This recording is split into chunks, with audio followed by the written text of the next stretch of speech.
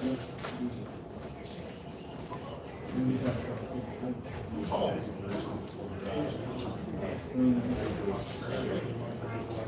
you doing, son?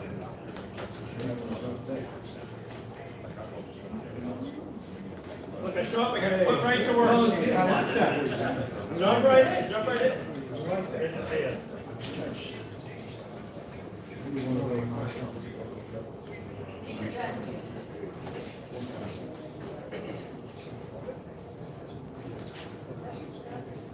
K-A-M-A-L.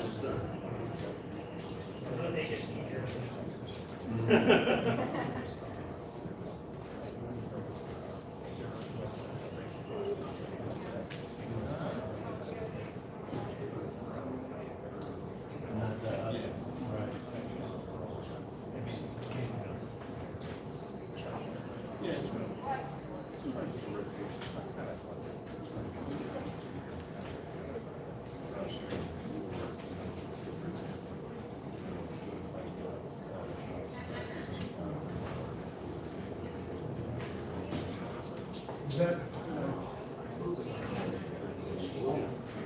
Yeah, now we got it. Now we got it with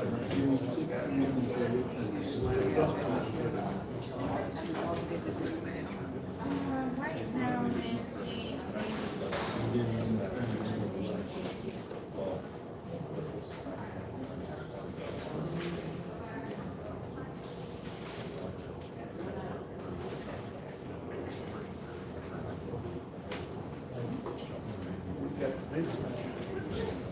They're the same thing. Okay.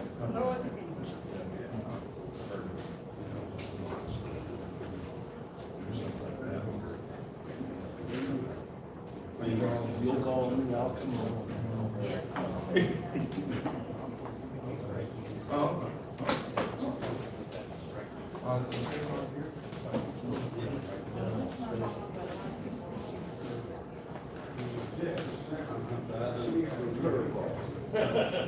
Make me flexible, make me flexible.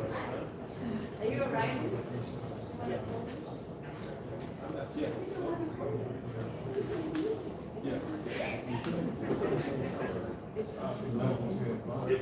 Warn you're not taking any food. We're not taking any food.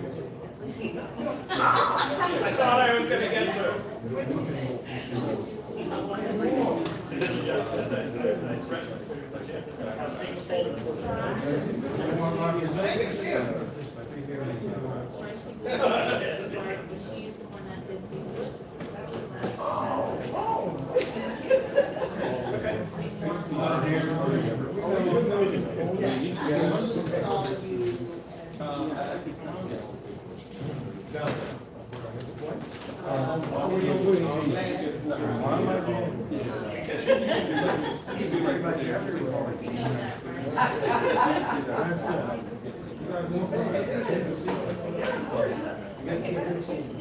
What's my thing?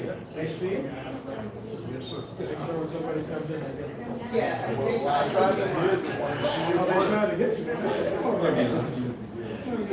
We take good time. I took time to do this. You did. You can put it in your back pocket. That's for the late night. And I put it in the police.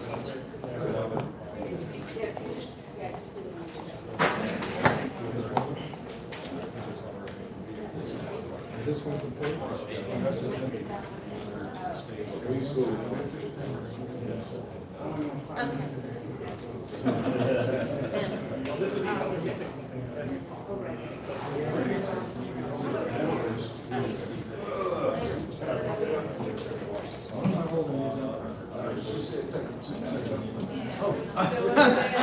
I just remembered somebody. These are completed?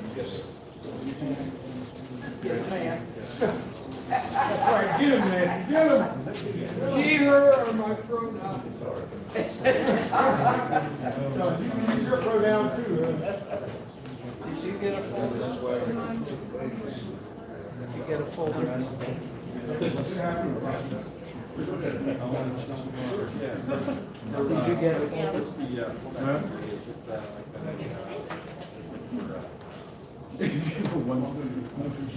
One. It's got the agenda. Oh, okay. I'm Nancy Ross. You look familiar. I'm sure I've been places. No CHP. He does everything. Well, I didn't partying or something.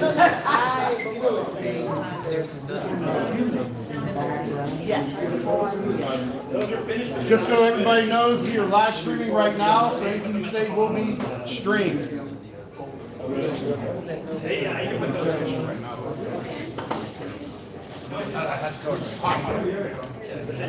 They're missing one, we're gonna have one. Oh.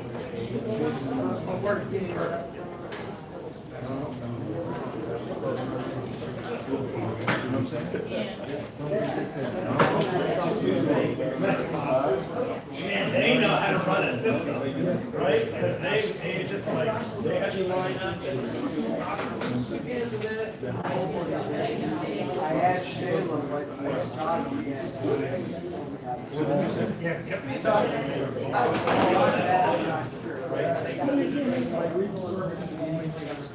Oh, it's close.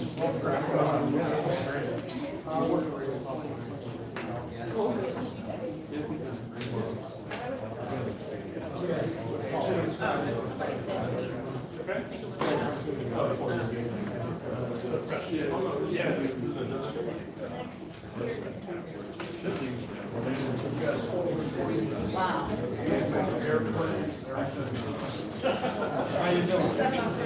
Ladies and gentlemen.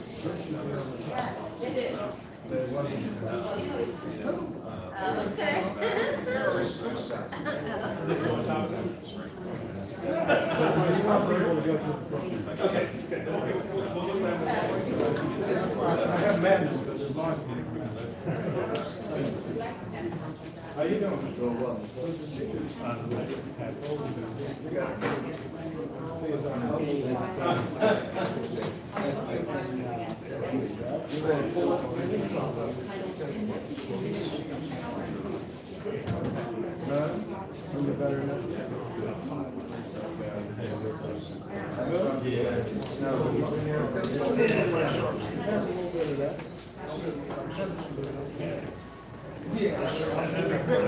Yeah, we just made ourselves 2% more efficient. Yeah, I was at your, back to school.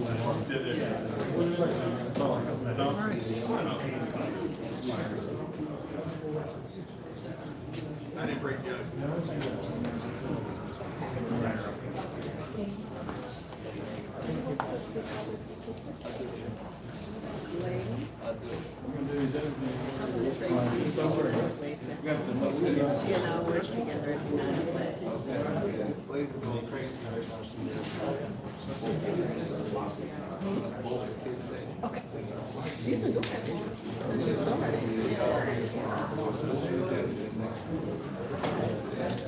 So, my buddy Tracy Merrick is watching this on YouTube. Is that where you're live streaming it? And he said the link from the flyers coming up, this video isn't available. Oh, then he said just got on. Never mind. Never mind. And hey, if you're gonna stand there, stand there. Be on TV and everything.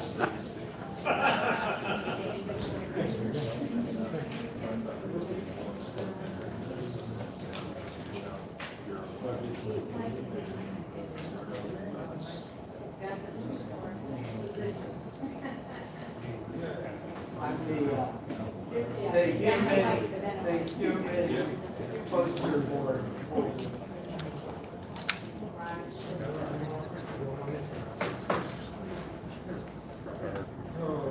You're gonna mess up. Tim's not gonna like it. You're gonna do it.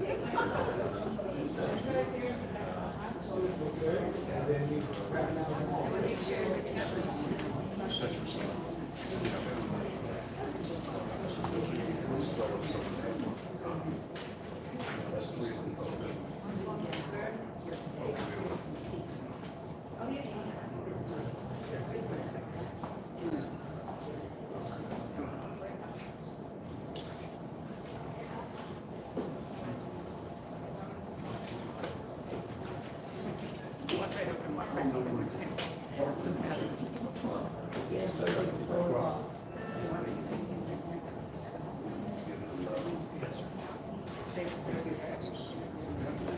I was looking for Donna Jackson. Is that- Sure. No problem. Keep on giving you more things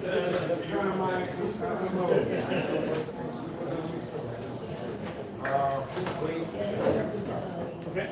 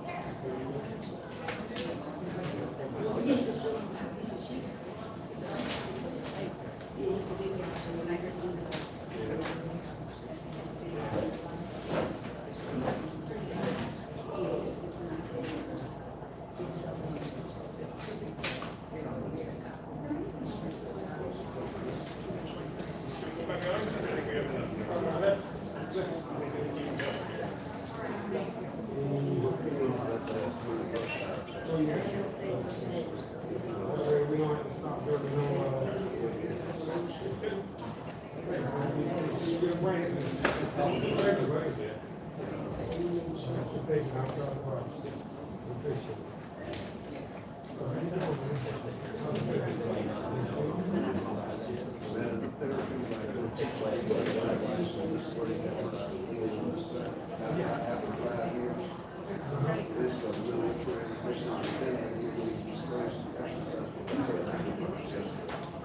Oh, I've never had that.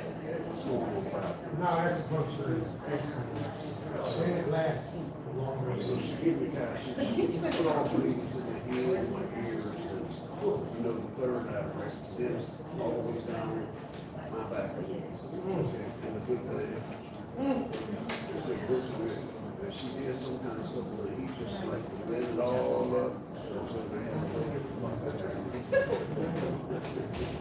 Nothing hurts when you. She got me questions. All that. Yes, sir.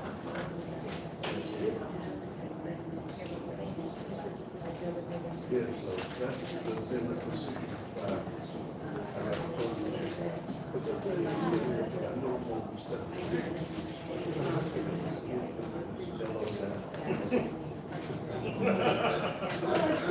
I know that feeling. Like you, and lose this, and over the hill on some gear, I'm trying to get you fly, I can't even do it.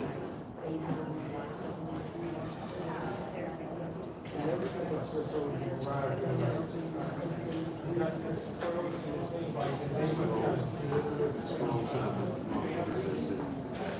Get on calls. of buy all of it. To get them. This is our last fold. Mom, she won't be mad.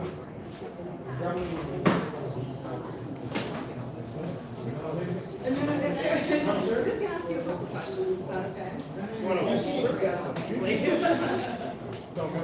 Come on.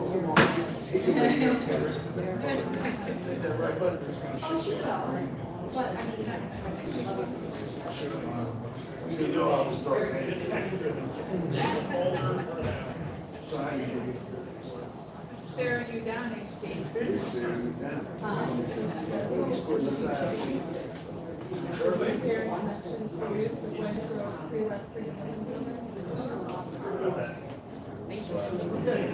And that's him one of the top things to be the.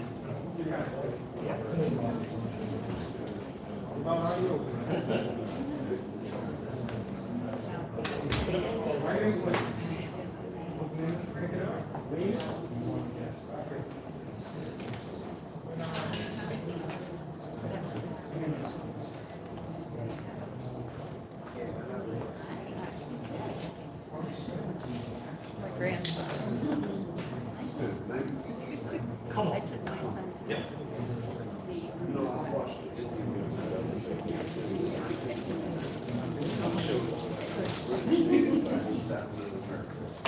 Yeah, his dad was at the bottom. He was running.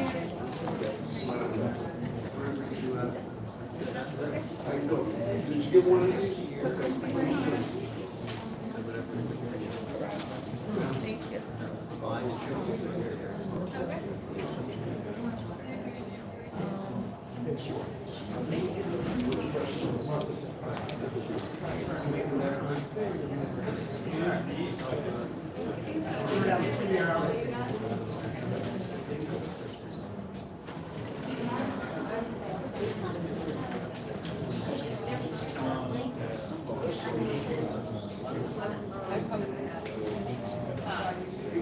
You got something for you.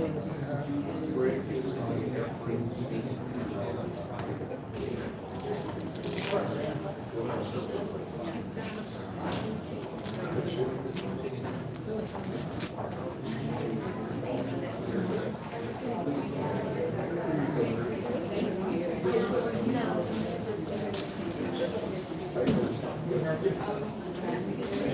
Thank you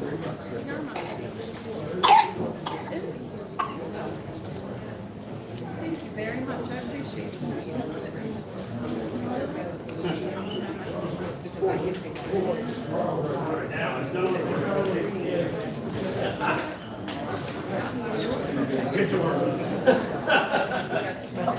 It does, so they're only outside.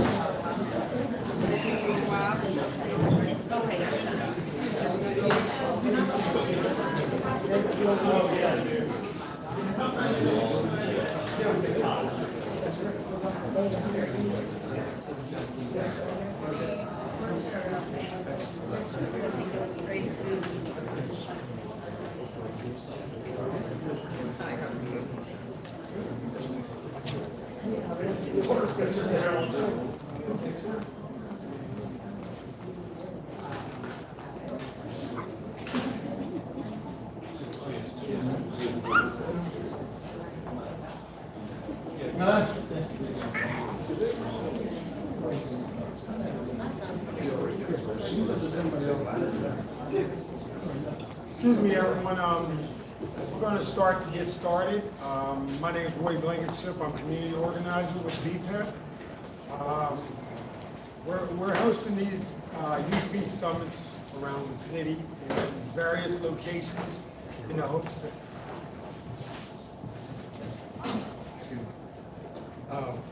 once again, we'll be hosting these youth peace summits around the city in various areas, hoping to get the community involved and let you understand that you see it first. And that we want to empower you by using our executive summary and our Greater Coalition Against Violence document to combat the crime or violence you may be seeing. We're not asking you to be vigilantes, but there are over 300 and something different solutions to the problems you're seeing in your community. If you get this manual, I can guarantee it will help you know what direction you need to be advocating in and how you can help law enforcement or local law enforcement to bring some type of peace or calm to your neighborhood. We'll be starting shortly in a few minutes. Ms. Shayla Holmes will be coming up to do the introductions and to have our speakers come. Thank you.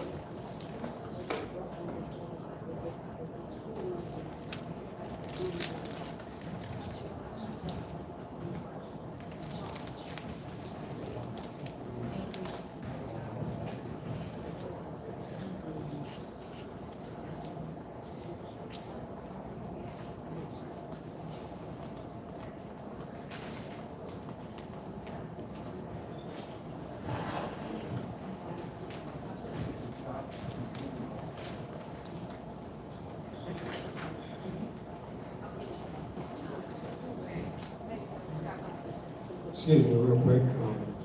I also wouldn't be a good community organizer if I did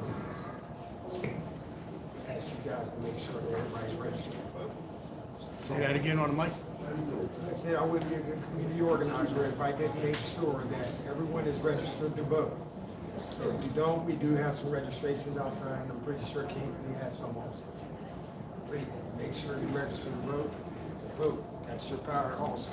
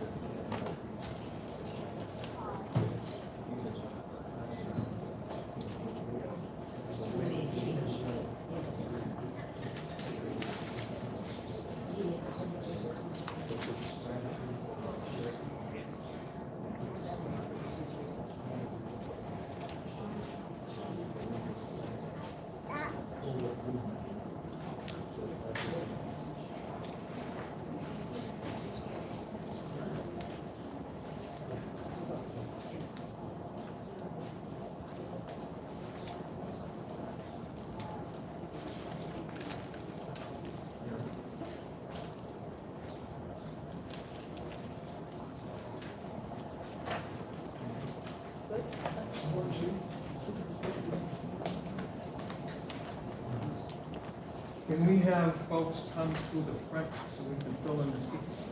So the whole section, so we're not scattered out. That would be helpful. Hello, everyone. Thank you so much for coming out. I know we have a few people running late, so thank you for all of you that made it here on time. Happy to see some familiar faces in the room and some new faces as well. This is our second Community Peace Summit. We had our first one last month, February 23rd, at the UPMC Neighborhood Center. It was a very successful event. We are thankful to the Kingsley Association for allowing us to utilize their space for today's summit. So, because it is Women's History Month this month, I felt it was powerful that we begin to focus on the violence that has been plaguing our communities with our women and our girls. So today's topics primarily will focus on violence against women and girls. We're going to touch on domestic violence. We're also going to touch a little bit on teen dating violence. We have a teen dating violence survivor who's going to be joining us. She is on her way now, as well as violence against the LGBTQ plus community, because we know that they have been being hit very hard as well. So again, thank you all, and we're going to go ahead and get started. And I'm really, really looking forward to hearing from our speakers and our survivors that are going to be joining us. Also, thank you to our partners that are here. We have One Hood in the building. The UPMC Neighborhood Center is here supporting us as well. Big Brothers Big Sisters. We have Pieces Possible Coalition and a few other organizations. If I missed you, I apologize. But again, thank you for being here. We also have our police force here as well, which is always good to see, because we really want to start focusing on ways to bring the community together, as well as our police as well. So we're actually in transition phases to do that. So we're going to go ahead and get started. Did everyone get a envelope? Sorry, folder?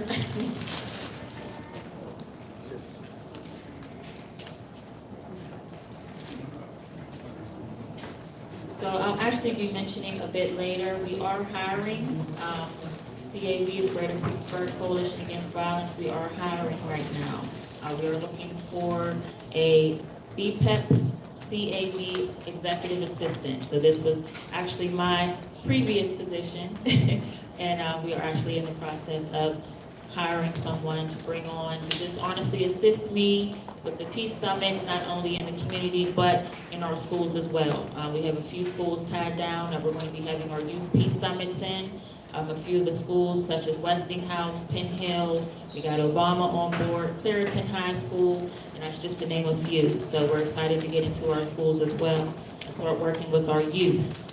If you pull out your program, you'll kind of get a better idea of what we're going to be focusing on, and just really, a lot of these stories are from people who have survived this violence, right? So we actually have women in the room who are survivors, so I'm excited to hear their stories, and then we have different discussions that we're going to focus on as well. So thank you again for being here.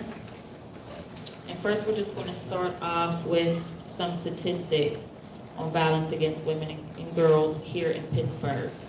So up here we have Nancy, and she is holding up a recent article that was in the Pittsburgh Courier. I'm not sure if many of you seen this article or was able to catch it, but when I first seen it, it was almost startling to me once I seen it and seen how many Black women and young Black girls was in this article who have lost their lives to particularly gun violence. So that's kind of where we're going to start off right now.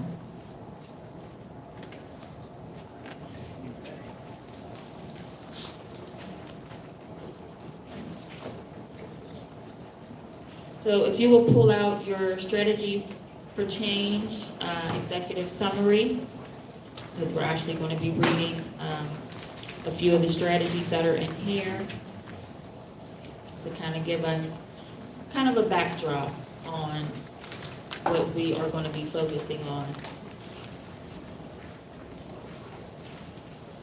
So I'm just going to read where it says domestic violence. So domestic violence is a pattern of abuse in a relationship that is categorized by physical, emotional, verbal, sexual, or financial control. Domestic violence is a widespread issue affecting 1 in 4 women during their lifetime. And that statistic has actually changed where it's now 1 in 2 women. So if you just want to take a moment and look around the room at all of our women in here, 1 in 2 of us, 1 out of 2 of us has been affected by violence, domestic violence in particular. So again, I thought that that was very, very important to mention once I seen that statistic had changed. When abuse occurs in a relationship, there is an impact on the whole community.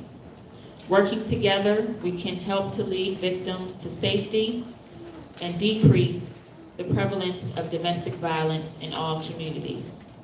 So of course we know domestic violence is not just a Black issue or a white issue or, a race issue. There are many different women from all races, colors, and, sizes and everything who unfortunately experience domestic violence, right? So this article, though, primarily is focusing on Black women in our city here, Pittsburgh, that have been affected. So I'm just going to hold this up and then I'm going to pass this around so that you could all take a look at it. Because these are all mothers, some of these are wives, granddaughters, daughters. So I just want you to take a moment. But before I pass it around, I just want to speak to some of the names and the lives that were lost that are in this article.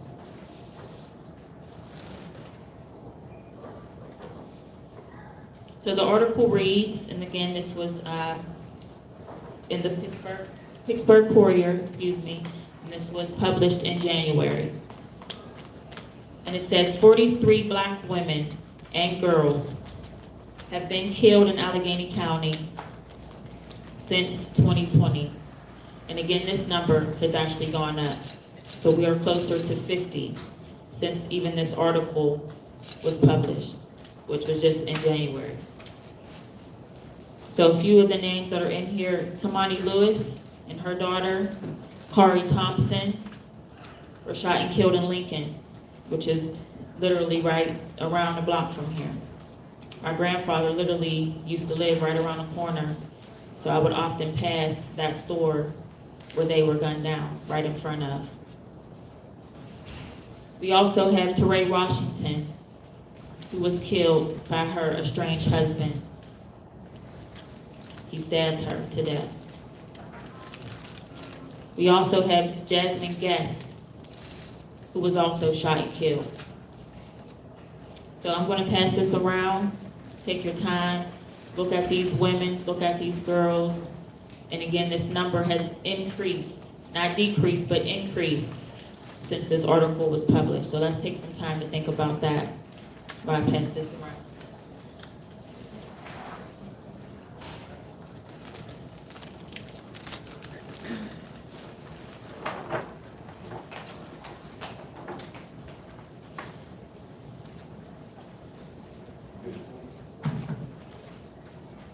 So while that's going around, as I mentioned, the statistics have increased. And for me, having 2 daughters, I felt it was my right to have this type of event. Not only having 2 daughters, but having a mother who is here with me today, who is a survivor of domestic violence. And of course, she will stand up and she will share her story. And this is her first time that she has really talked about her story since it happened. And being her daughter, it took us a long time for us to go through that process. It took a lot of healing, a lot of prayers, and it took a lot of therapy, which I'm thankful that she decided to make that choice to go to therapy and begin to seek the healing that she needed. So again, these are some heavy topics that we're going to be speaking on today, but I really want your feedback as more people pour in. And I really want us to have more so of an interactive discussion. I don't just want to be up here. If any of you want to come up and you feel you have something that you want to share, or a personal story, or if you have a loved one that you want to focus on and talk about, please feel free to come up. We're also going to touch on murder-suicide as well, as those statistics have gone up as well, particularly in the Black community. A few weeks ago, I lost one of my really good teachers who taught me, she was my teacher right at Peabody, which is now Obama, and she taught science. So she was my science teacher in high school. And she was actually gunned down by her estranged husband as well. And then he then took his own life. So I hadn't seen her in some time. But the last time I seen her was right around the pandemic, and we had a really nice conversation based around how well she was doing, how well her businesses was doing. And again, it was truly heartbreaking for me to hear that she had been not only killed, but that it was a murder-suicide type of, scenario. So I originally wanted everybody to focus and look at what domestic violence means to you. And what that primarily means is, what is something that you feel that you can do, primarily focusing on violence against women and girls. We do have teens as well, young teen girls who are being affected, who they think that if a boy is ripping them up, grabbing them hard, that's a sign of love, right? Pulling their hair, that's a sign, oh, he likes me, right? And I'm guilty, I'm guilty of that.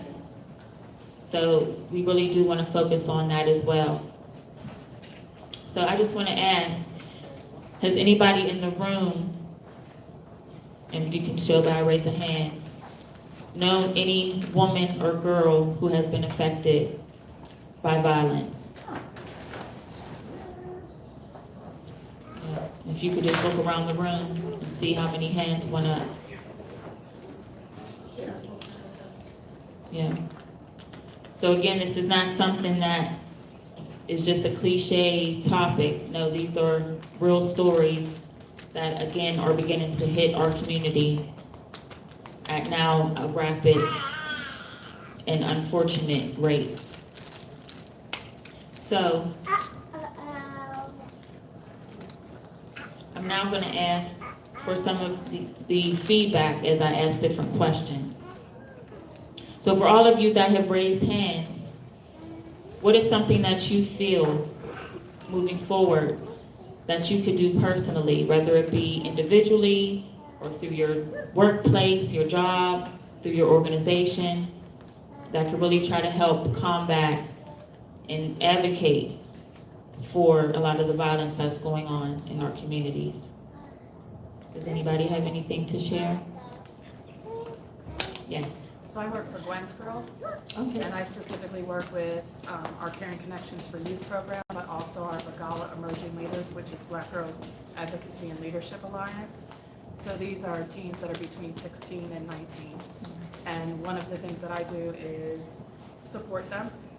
I listen, educate, but more importantly, I support them in facilitating podcasts that they do themselves, and they do different material every month, but the last two, January was sex trafficking, and then last month was domestic violence and teen dating violence. Wow.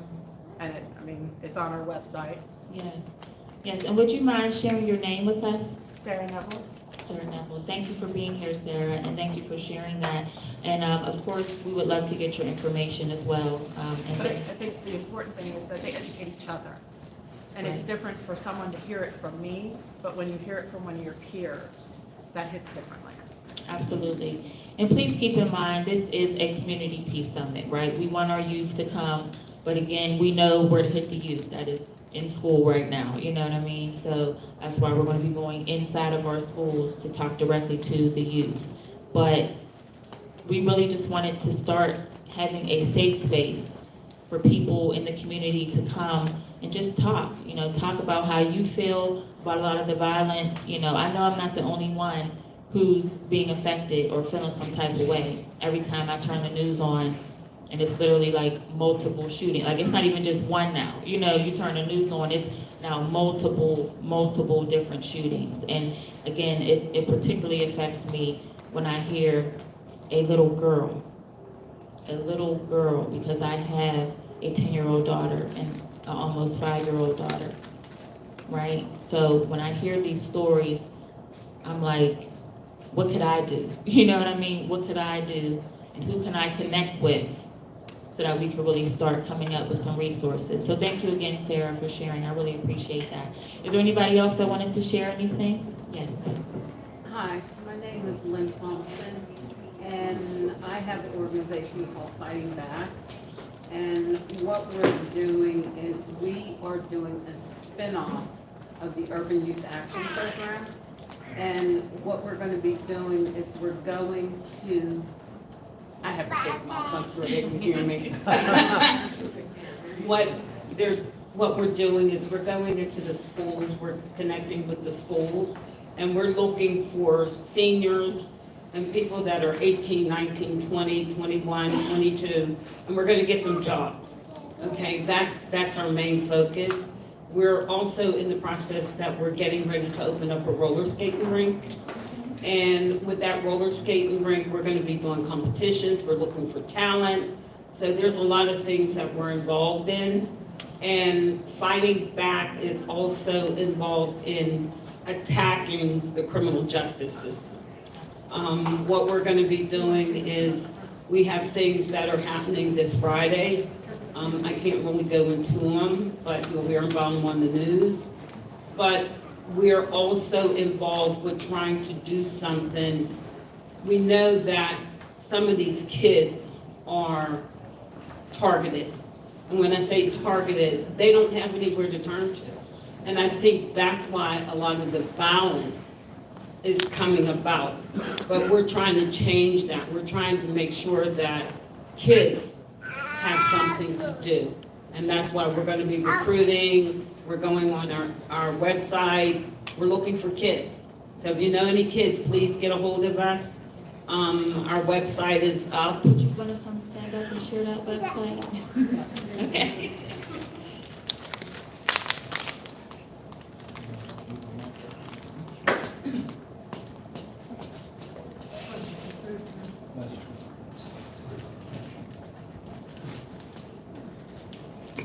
All right, the website is called fightingback411@gmail.com. And our number is 412-608-3517. And what we're also going to be doing is we're holding a forum on April 2nd. It's from 2 to 7. Tim didn't know that, but I'm going to grab him. It's from 2 to 7. And what we're doing is we're going to be raising money because like I said, we're taking on the criminal justice system. So you'll see me in a lot of places, but we're really out here and we're trying to make a difference. We want kids. We don't care, as long as they're kids and they want to do something, we're going to train them with apprenticeships. We're going to train them in a lot of things. So, like I said, if you know any kids or whatever, and you want to get a hold of us, please do give us a call. Could you repeat that phone number again, please? Yes, it's 412-608-3517. You're welcome. Thank you so much, Lynn, for sharing. Yes. Hi, Sheila. I think the question on the table was, what can we do to help our... Wait till the mic comes to you.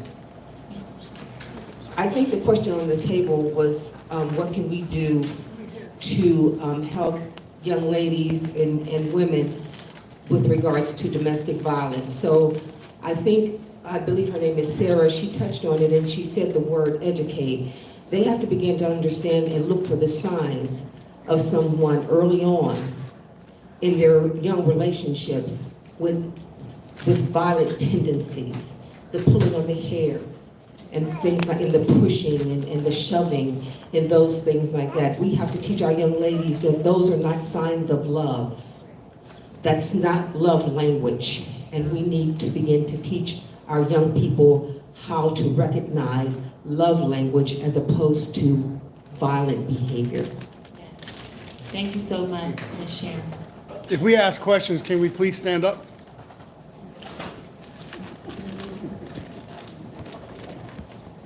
Just please state your name and what organization you're representing. So my name is Thomas. I'm from Big Brothers Big Sisters. I think something that me specifically I would like to incorporate in our program is, we serve a lot of young girls. As this woman was saying right here, we need to be able to understand the signs. So if there's anybody in here that could offer our bigs or our mentors training to be able to understand what those signs are so they can catch it before or maybe while it's happening, I think that would be helpful. So if any of you would like to have a conversation with me, I can give you my information, but I would love to be able to bring somebody in, like I said, to train, I guess the women, but also, the girls too. I think that would be helpful. Thank you, Thomas, for sharing. Hello, my name is Tracy Thorpe Scott, and my organization is called TTS Coaching and Development. And I actually work with young girls in after-school programs and in school, and I've created a curriculum specific to developing confidence and leadership in our young girls because they need it. And like you were saying, they need to know the signs of what it means when people are not safe. And part of that is understanding their own self-worth and esteem. So a lot of my program is about helping them to develop esteem for themselves and developing boundaries as well. So the curriculum that I have, that I go into the schools with, and I also work with adult women on developing confidence, self-esteem, and knowing their worth, their own worth, because when you know your worth, there are things that you won't allow to happen to you. And it doesn't make it easy when you're in those type of situations, but that is what helps for young women, young girls, and women to avoid those situations and to have the strength to get out of them.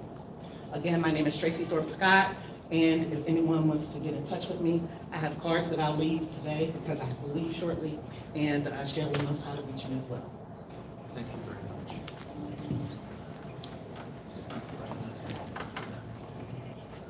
Hi, my name is Valerie Dixon, and I'm a director at the Center for Victims, and I wanted to share, although we talk about, what the girls need and what we need to give the girls, we have to start with their parents and their mothers and the families.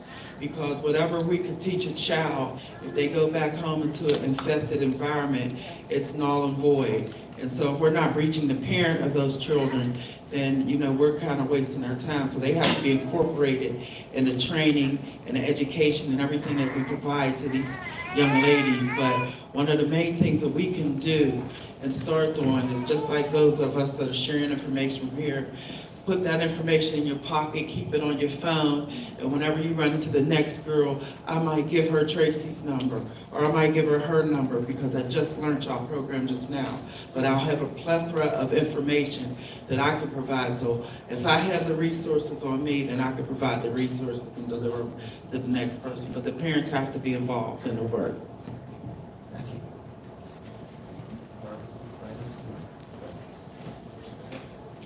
I'm Sister Barbara Finch, and I worked for 10 years in the Allegheny County Jail. I'm part of Bpep and Coalition Against Violence, but Pennsylvania Interfaith Impact Network, and we're part of the coalition that's advocating for justice in the jail. And I would say that I would invite all of us to advocate for justice in the jail. I worked both men and women. We have to realize that the men have been abused as well. So I want to say that. But I worked a lot with the women. And let's advocate that there be programs in the jail working with the women to allow some of us to come in to counsel the women and to mentor them so that they can get to a place of healing. Thank you, Sister Barbara.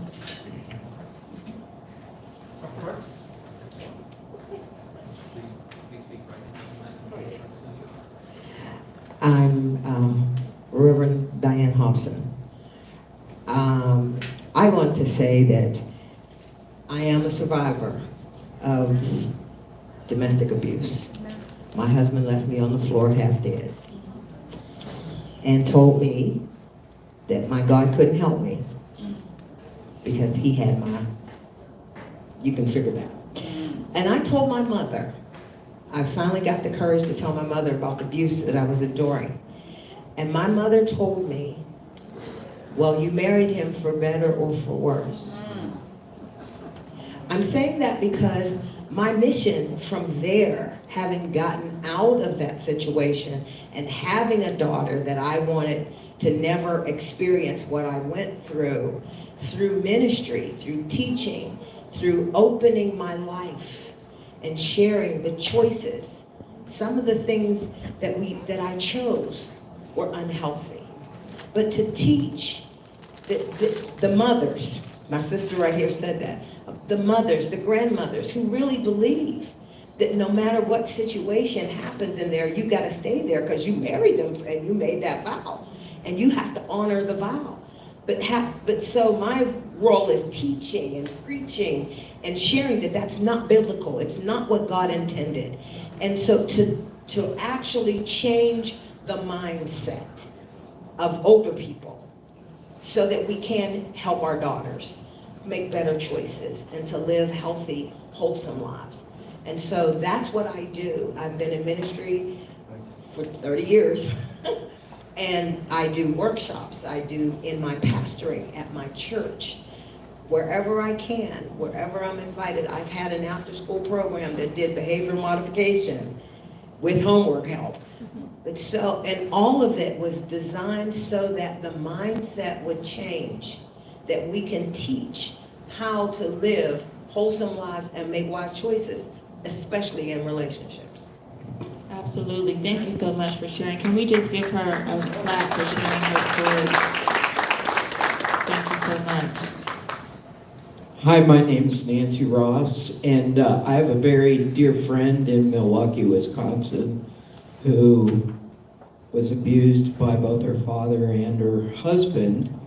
And for the last several years, she's had a podcast called Exposed with another friend of hers, Natalie. So if you go to your favorite podcast place and look for Exposed, and it's with Laverne and Natalie, they talk about a lot of things about healing from abuse and maybe how to avoid getting into that situation to begin with. Thank you so much, Nancy, for sharing. Tell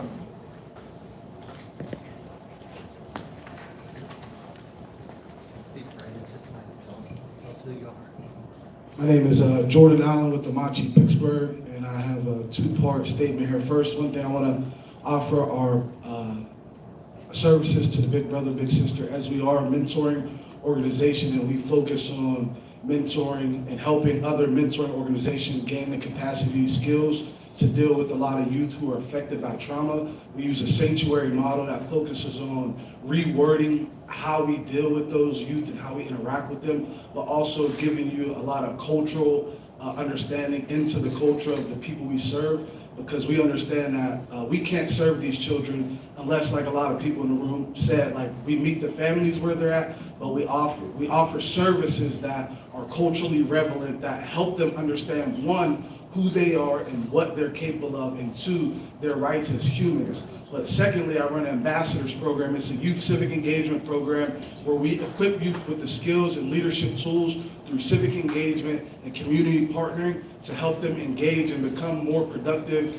in society and help them to get exposed to a lot of things like civic engagement, community projects, working with community leaders, and understanding that their voice and their trauma has power and how to use that power. So I'll be around afterwards to pass out cards and offer, potential partnerships or whatever from Amachi that we could do. But I also am a minister at Ebenezer Baptist Church, where my pastor is Reverend Vincent Campbell, Dr. Reverend Vincent Campbell.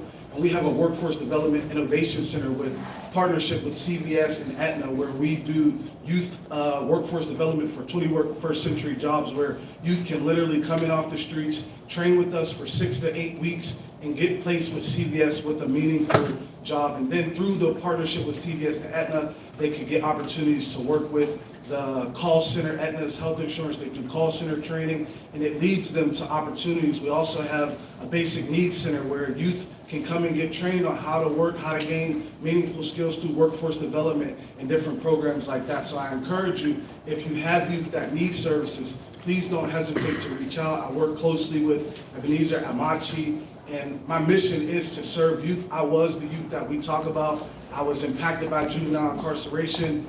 I was a foster care child. I grew up in the system. I grew up in a neighborhood that was riddled with crime. And you either had to join the gang to be safe, or you had to be affiliated with the church to have that same safety.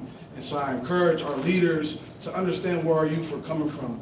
They need an out, they need a voice, they need us as the leaders to advocate not only for them, but also to give their parents the skills and the tools that they need. Because you gotta remember, post the crack epidemic, like a lot of these parents were babies, having babies, raising babies, and then the cycle continues, so now their babies are raising babies, and we see that vicious cycle tormenting our community, and the only way we can stop it is by twofold. By one, and it's multi-level, by one, addressing the youth and their needs, then two, working our way up the hierarchy of needs, meeting them where they're at. If there's food, shelter, but then also advocating on a political level to make sure that there's policies and structures in place that support these initiatives. Because a lot of our initiatives are funded by public entities, we have to make sure that we're advocating on the political side and our votes matter, and getting people in office who are going to put policy and who care about our community, not just about our dollar. We have to end the exploitation of Black communities and Black children to make sure that they get the services and the help that they need. And there's initiatives out there, and I thank the officers who are in the room, because your opinion matters. Your voice, your presence is everything. And to the leaders, like, let's continue to unite, because one of the things I see in doing this work is not enough of us are coming to the table collectively with the spirit of unity. And I think that's where we're disconnected with each other. So these things like this are good to hear about services and about needs, because then we're able, in a collective form, in an ecosystem that's collective, we're able to supply each other with resources, with needs, with services that maybe your organization might, that we do. So please reach out to the people who have opened their door, because we need unity in our community to get the work done. It's going to take multiple organizations, multiple people to do the work. Thank you so much, Jordan. Thank you. Is there anyone else? H, please.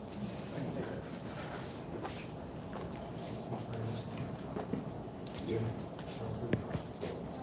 Hello, H.P. Jackson, Bpep.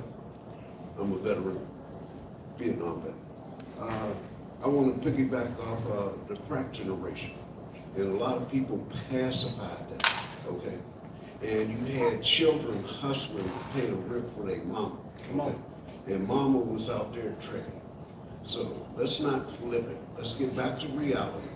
And now you have to go ahead and go with the basics. Look, they took the Bible out of school. All right, that was a spiritual eulogy right there. All right. Now, what it is, you have to go ahead and find positive books to go ahead and find love and retrain and transform our babies, right? I believe Tony McClendon, she advertised it like children believing in themselves and loving in themselves, all right? They were about like 7 and 8. We need that. But our babies is like grown at 10. At 11, they're making porn movies, okay? So we already know the chaos from that pacifying the crack situation. All right, now it's about redeveloping our babies. Look how many youngsters are here, okay? We already know the issue and the problem. They out there running. I've seen some young people just walk past. Nobody's gonna tell me, you have to transform that. Tell me, and you better do how we were brought up. And I'll leave it like that. Thank you. Thank you so much, HP. Did anyone else want to add anything? Speak right into the microphone. Tell us who you are. Hi, I'm Kamal Nigam from the Here Foundation. We're a new nonprofit founded by Leon Ford and now retired Police Chief Scott Schubert. I wanted to build on the comments from the gentleman from Amachi who really emphasized bringing everybody to the table to talk about these really complex and incredibly thorny issues that we're talking about today. The Here Foundation advocates exactly for that, which is we believe the community and police can collaborate together to create safer and thriving communities. And so I'm so happy to see Commander Nancy and several other folks here with us today. Thank you so much, Kamal. Reverend Michelle P. Hello, I'm Reverend Michelle P. Ellison, and I'm the president of Lifelong Lessons, Tools for a Lifetime. I'm going to be speaking later on today, but I really wanted to say our organizations, we are focusing on relationships. And we need to continue to focus on relationships, including in the faith community. All right, organizations throughout the city. I just want to encourage you to focus on relationships and enhancing relationships and what we will be doing in the future. Okay, let them know that now is the time for healing and for us to come together. And not just for girls, but for guys too. For men and women to chart a different course through education, whatever, but we're going to make sure that we deal with what? Relationships.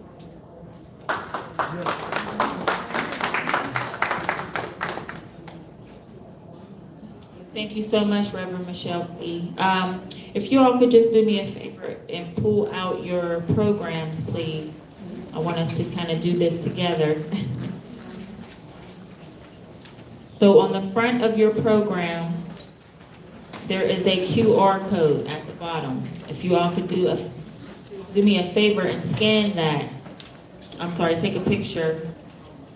It actually is going to pull up the different sections from our Strategies for Change document that we're going to be focusing on today. So I'm going to actually bring up Tracy Thorpe Scott, because she has to run, and she's just going to talk a little bit more about her program and what it is that she does with a lot of the girls and women that she works with. Thank you, Tracy. Hello, again, my name is Tracy Thorpe Scott. My organization is TTS Coaching and Development. I started this work 8 years ago because it was my passion, because I was a crack kid. Both of my parents were addicted to crack cocaine. And I grew up in Philadelphia.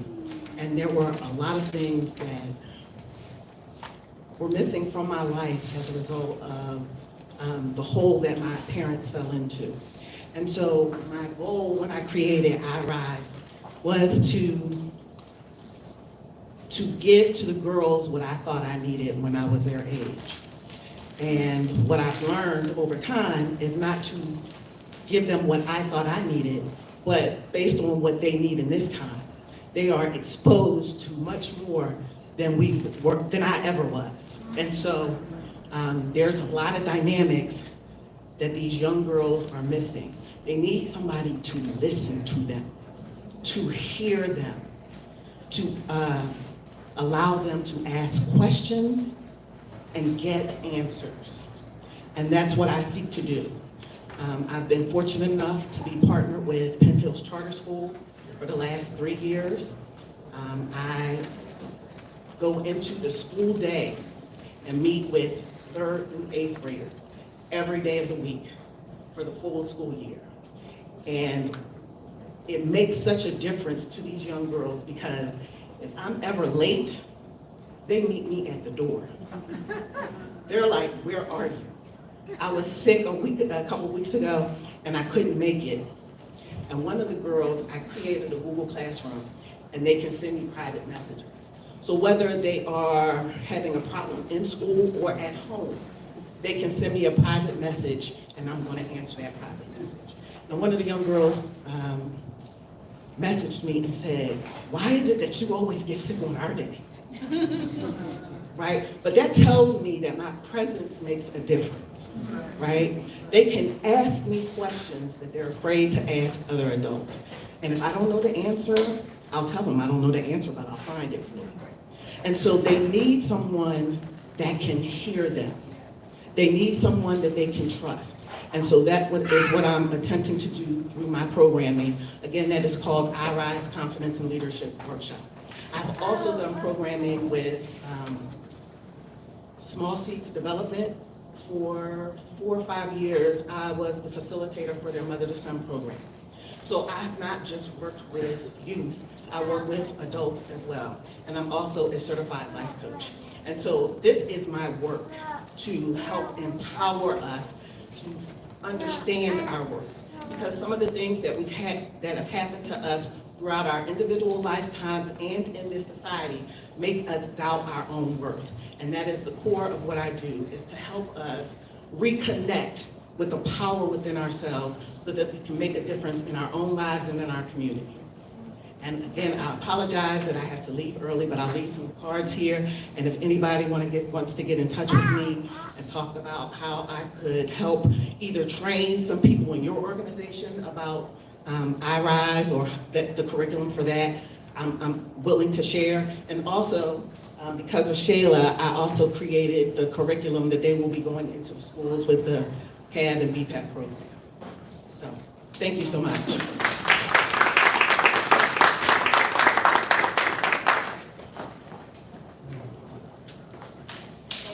So much, Tracy. Yeah, so I had the pleasure of working with Tracy a few years back. We actually did some programming here in the Hosanna House, and then we were around different schools, and we were here in Kingsley Center, Kingsley Association, and then we were at Hosanna House, my apologies. But yeah, her program is absolutely great, and definitely she left some cards up here. So if anyone wants one, feel free to come and grab a card. All right, so now we're going to get into our speakers and our presentations, and I'm excited to hear with these lovely women that are with us today. But before we get started with that, while we were kind of in the planning stages for today, the question came up, are we going to focus and talk about violence against men? And I felt that we should touch on it briefly. Now, we will, at a later date, at another summit, kind of dive, a little deeper into that subject. But domestic violence, as we all know, goes both ways, right? Teen dating violence, as we all know, goes both ways. I have a son who will be 15 next month, who has a friend who is a young boy, same age as him, who had a girlfriend who was hitting on him. And he was not hitting her back, but she was just, being really violent. And it got to the point where she actually ended up kicking him in the private area, and he was, kind of messed up. So these boys and these men are actually experiencing violence as well. So we definitely want to give them the respect to be able to, speak on that. So we have our very own Bpep, CAV, Roy Blankenship coming up. And he is actually going to share a few things that he felt he should talk about and some things that was on his heart. So let's give him a clap.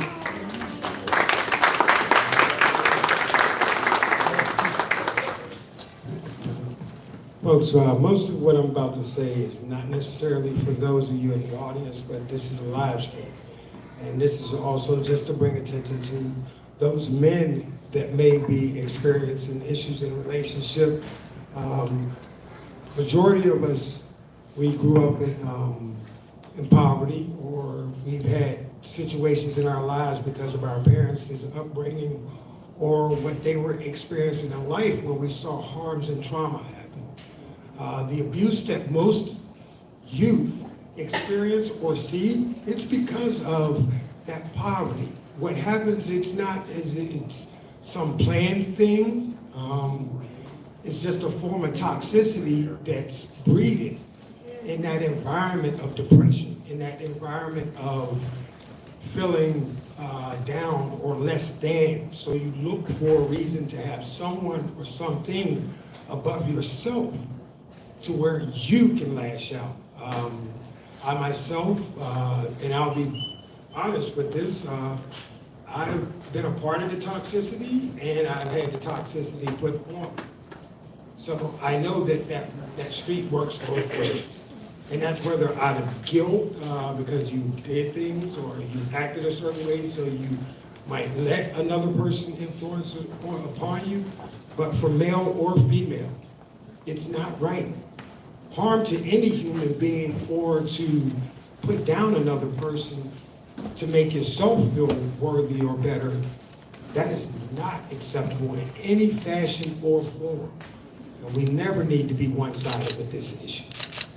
The reason why a lot of traumas and a lot of these negative narratives keep repeating themselves, just as Shayla mentioned, there's a lot of young men that most of the men in this room and women, we raise most of our kids in the best intention.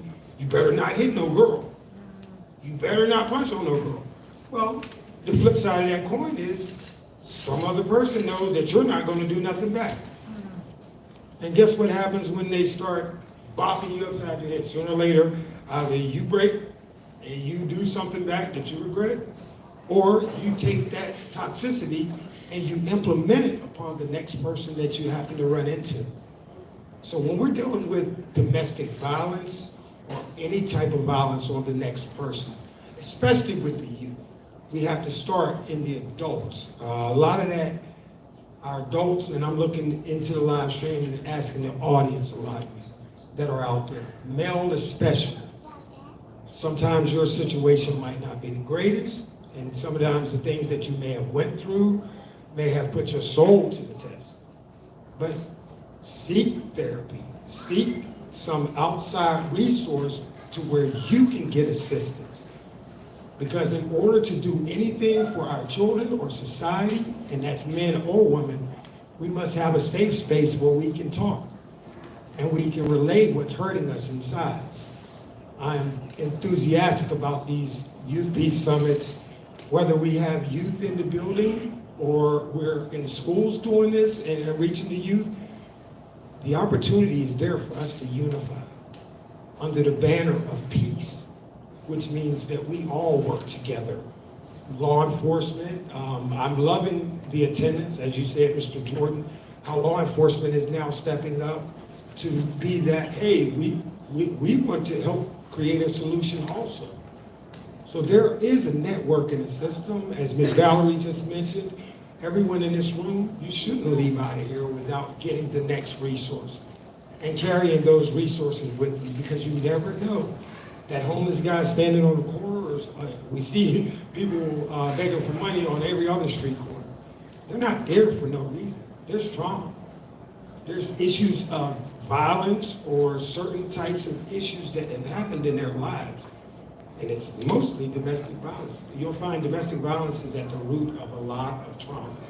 Whether someone watched their parent inflicted upon the other parent, or they watched a spouse do it to each other, the kids did, and there's so many different ways that domestic violence takes effect. And men, I need you to know, in order to be, or call yourself a man, be in touch with your family. It's okay to say that you're being treated unfairly. It's okay for you to seek assistance, because you cannot raise a child or even affect how that child's going to grow if you don't have the resources and tools. Thank you all. Thank you.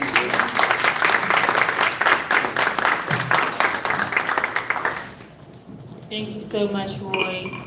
Thank you so much. I personally have been working with Roy very closely. Again, our Bpep, CAV, we call each other family, right? Because we get this hard work done, but we are truly always there for each other. And I personally know Roy has been walking through some things, so I truly commend you, Roy, for coming up and sharing that powerful piece. So next, we are going to have a really good friend and sister of mine come up, and she's actually going to share her very powerful story regarding teen dating violence. She is a teen dating violence survivor, domestic violence survivor, and just an all-around beautiful human being. So she's going to share her story, and then we're going to kind of get in more of the statistics. We're not following our schedule as scheduled, but we are keeping up with it, and the whole point is to just truly all listen and come together, talk, share, and provide the safe space. So I just want us to just make sure that we throw that out there, right? We're not always going to go according to plan. This is God's plan, right? That's what I always say. So without further ado, bring up my sister, Justice Rose.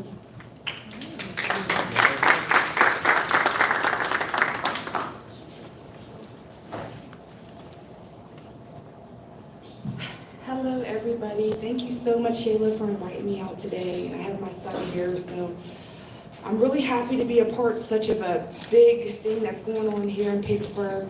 Let me introduce myself. My name is Justice Rose. I'm accompanied by the name of Trinity Rose World. It's my healing world, where basically I campaign against senseless death and gun violence. I've experienced a lot. I've seen a lot. I grew up, I've seen a lot of domestic violence. My mom was shot 3 times, stabbed. I've seen a lot. And it's really sad to say, because I kind of fell into that same realm of, generational curses. That's what I like to call it. But I'm here today trying to break those generational curses. I own a brand by the name of I'm Not a Statistic. And that's where, we rise above and, basically it takes a village, so these meetings are so important, and I'm just so happy to be a part of these things. But so basically I have 5 children. I have my oldest son, he'll be 16 years old, and I have my 14-year-old here, he'll be 15 in December, but that's a ways away. So I'm keep on trying to tell them, like, don't grow up, just stay a kid, get that frosty, But make a long story short, when you're dating someone, especially when you're young, you just want that love, and a lot of it does come from childhood trauma, and a lot of times we're afraid to admit those things, or we don't believe those things. Like, I've been going to therapy, active therapy, for like the last 2 years, And my father, he worked 33 years in a steel mill. He was a workaholic. He worked every holidays, and I was spoiled, you know. But otherwise than that, he was not really there the years that I needed him. And I realized that now, that maybe that's why I fell into the relationships that I fell into. So I just been doing a lot of healing, just being an adult. And I try to explain to my children, just because, you know, I'm older now, doesn't mean that I have all the answers. I may never have all the answers, you know, and I have my good days and I have my bad days. But otherwise than that, you know, I really realized that I was abandoned, and I didn't want to say that, because I'm like, no, my dad spoiled me. I always had the biggest bikes and, you know, things like that. But when I really came down to it, I really realized that I had some abandonment issues, and that's what led me, you know, and from the trauma I had seen with my mother and women in my family, with men that they had dated, which they probably only just, you know, only knew what they were taught too, you know, and basically I seen like a lot of, you know, abuse and domestic violence too. I got with my child's father when I was 16. By the time I was 19, I had 2 kids. And it was just, in the beginning, it was, you know, he was like really possessive, and I thought it was like he loved me, you know. He would pull my hair and stuff, and I'd be like, oh, he loves me, he's checking my phone, and he's like quitting his job and coming home and just doing all this crazy stuff. And I'm thinking like, you know, this is love, you know. But then once it started getting physical, you know, it just never stopped. And it got to the point, see, domestic violence is really real. People really don't understand it until it hits, you know, in their home. Yes, it hits in their home, or, you know, somebody they know. But really, it's really something that really needs to be talked about, especially these teens, because like I said, we're adults and we're just, you know, I'm just figuring out, hey, you know what, I got abandonment issues, you know what I mean? And I didn't want to admit that, because I'm like, well, my dad got me the biggest bike, and I had the karaoke machine, and I had everything, but I didn't have my father. So now I realize that there's reasons why I may attract, and, you know, the things that I have attracted, and, you know, been dealt the cards that I was dealt, you know. But ultimately, I'm very thankful for, you know, everything I've been through, because God is God's plan, you know. So it's just, I just want to see better with our youth and, you know, our children. I want them to know that, you know, emotions are real. Like, you know, when I was walking and she was saying that how, you know, a woman can be beaten on a man and things like that. You know, we all have to just be able to come together and be able to talk about these things. It's good for us to have these healing circles and these places where I'm also a massage therapist. I went to school for esthetician as well, so I'm a licensed esthetician. So I do healing all around. My whole life is just based on healing. And you know, that's just like pretty much it. I just wanted to, you know, I'm a survivor, and I just wanted to come out here, and like I come out here, I brought my son out here because I want him to see, you know, this is big, son. And I want you to know that you can be anything you want to be. You know, you are not a statistic. You can rise above.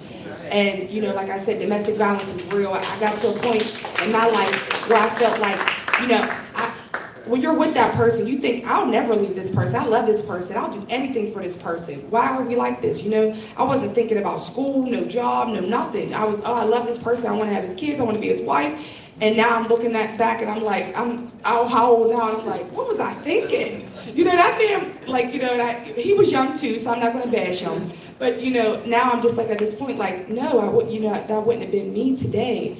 But I left because it got to a point where I was afraid, and somebody who's afraid will do the most unthinkable, you know. And I was like, I have children. I don't want him to hurt me anymore, and I don't want to have to hurt him because I'm in fear now. So I left him when I was 19 with 2 children, and I went back with my family. You know, my family helped me raise the boys, and, you know, so, you know, it's just like I said, it takes a village. It takes a village to raise these children, you know. Basically, I'm the trailblazer, you know, and I try to explain to them, when they have kids, then it's gonna be my grandkids, you know. So, like I was just telling them before we walked in here, listen, we're a band. You sound bad, you look bad, I look bad. You know, I look bad, I sound bad, you look, you know. So I try to explain these to my children. Like I said, I have 4 boys and 1 girl. So pray for me every chance you get, because I got these teenage boys, and I talk to my sister frequently, because I'm like, these boys, and I only got 1 girl. She's 5 months, but she is like my world right now. You know, I mean, she's always been my world, and they all are. But I'm just like, these teenagers, I'm just so thankful that we could all get together and, you know, come together as people who have lived and experienced and, you know, still living and, you know, reaching for higher goals, and just show these kids that they can do anything they want to do. You know, I was speaking to one of my friends earlier, and I would say, you know, we grew up in a place where we had religion and we had faith, like, you know, faith and things like that, and youth fellowship nights and things like that, where these children, they're missing out on a lot of these things. They don't have a lot of people that are willing to get out here and talk to them either. And, you know, it really takes a village to take our village back and let these kids know that there is hope and a future.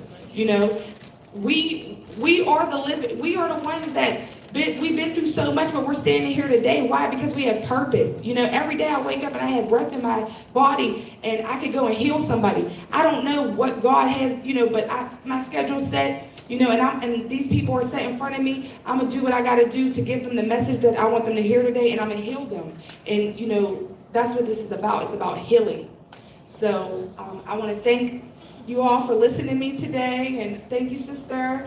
And I'll leave some business cards for the spa that I work at. It's Steam Beauty and Wellness. And thank you.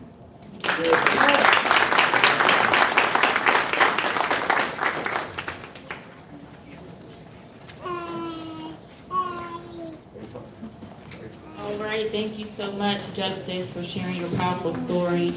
I've, again, been there. You know, she's called me on those nights crying, you know, and sometimes it was 2, 3 in the morning, but, you know, I would be tired, but I would still sit there and listen, you know what I mean? And I'm just so proud of her, so proud of her growth, to see where she's at right now, and the fact that she's giving back, right? So she survived her situation, and she's now in a position where she's able to give back. So thank you again for sharing. We appreciate it. Before we get into our next speaker, I'm going to be passing this clipboard around. This is just if anyone is interested in helping out with any of our other upcoming summits. You can sign your name, leave your information, and then we have certain categories here because we just need some help right now, you know. And again, of course, as we move on and, you know, start to spread the word more, we anticipate having more people, you know, coming out, and we just really would like to help. So I'm going to start passing this around with some pens. Also keep in mind we have some chicken and chips and water over here. You know, feel free to grab some, take it back to your seats, and you know, I didn't buy the chicken for nothing, so you know, definitely take advantage. But yeah, so we're definitely going to move forward and get into our next speaker, who I'm excited to introduce. This next speaker, I'm excited for all the speakers, but she actually reached out to me, right? So she's seen me at at our last summit, and she reached out to me and she said, you know what, I just want to work with you. How can I help? And that's the type of people that I'm looking for, that we're looking for, is people that are tired of this violence, tired of the way that our society is moving forward, and truly wants to bring their solutions, however they feel they can help, but also is open to, you know, whatever we're already working on, because we have a lot of initiatives within Bpep, CAV, and CEIR. We have a lot of initiatives. So without further ado, I'm going to bring up Chiffon Benjamin.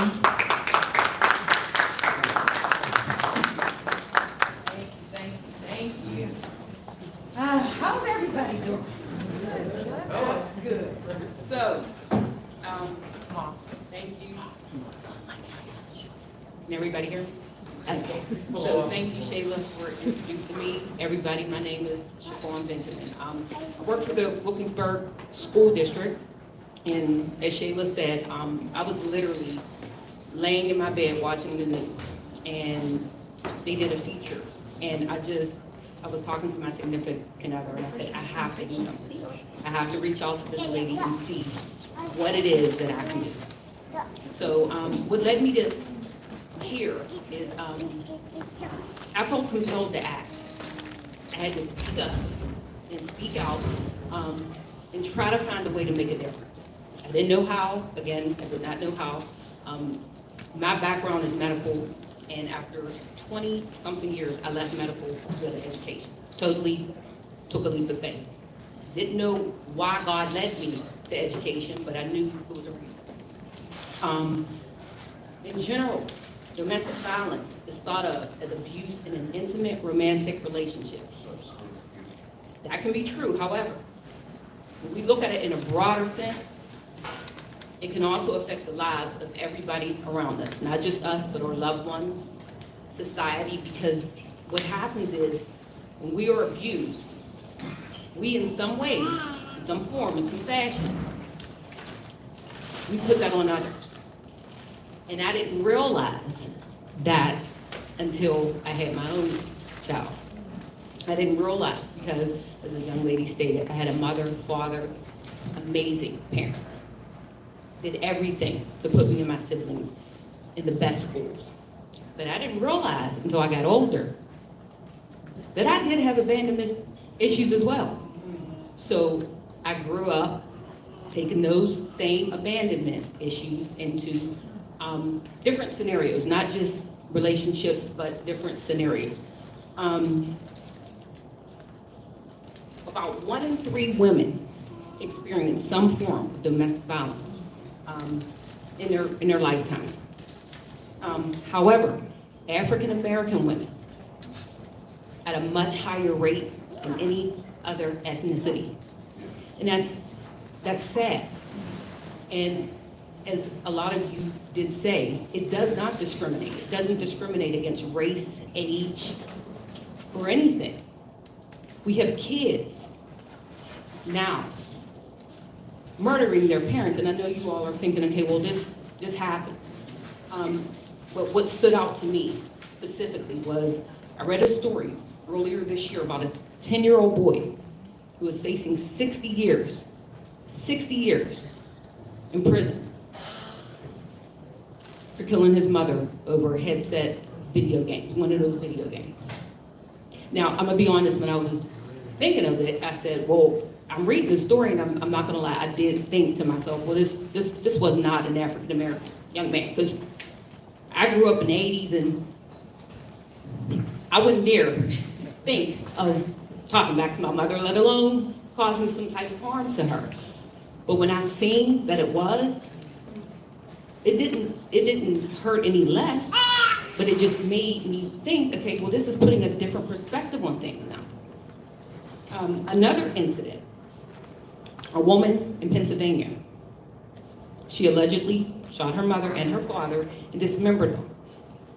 Dismembered her parents. Again, right here in Pennsylvania, so I'm like, this is close to home at this point.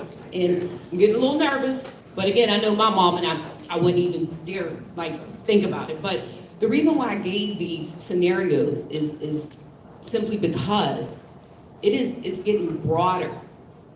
This abuse, the violence is getting broader, and now it's coming in shapes and stuff that I ain't never seen before, ever. And I don't know what else to do but to speak up. Like I feel like, okay, it's all these organizations in here, and that's amazing. And I don't belong to any of them, but I work with the kids at the school. I give out bus passes. I register the kids for school. So I feel like if I can use my voice in any type of way for these kids, I'll do it. My daughter, who is 26, is sitting right here, and she didn't realize as I was coming up, as Shayla mentioned, I had been in an abusive relationship at the age of 13 and didn't even realize I was in an abusive relationship because I thought, oh, this is cute. When he laid his hands on me, that was cute. He cared. And it's only once I got older and started seeing some of those same unhealthy, toxic traits and characteristics happening in my personal life, I realized that's not love. That is not love, that is not care, that is not compassion. But I also had to take into account that the person that was doing this didn't have that love. So how could he potentially show me respect when it wasn't shown to him? So we have to love in spite of. So I just want to leave you all with this. I just got a couple of questions. So my question is, what has changed to cause so much hopelessness in society where we feel like it's okay to do harm to one another, whether it's physical, mental, emotional, psychological. And I want to touch off of that because a lot of times we can be in these relationships and in these toxic, violent, abusive relationships and not even realize because he's not disrespecting us or she, because it could go both ways. We're not being hit. We're not being called out of our name. They're taking care of us, so we're like, okay, well, this is not abuse, but you're being mentally manipulated in a sense. So it's the psychological and the emotional and the mental, sometimes that's worse than the actual physical. And again, it's not just women against men, men against women.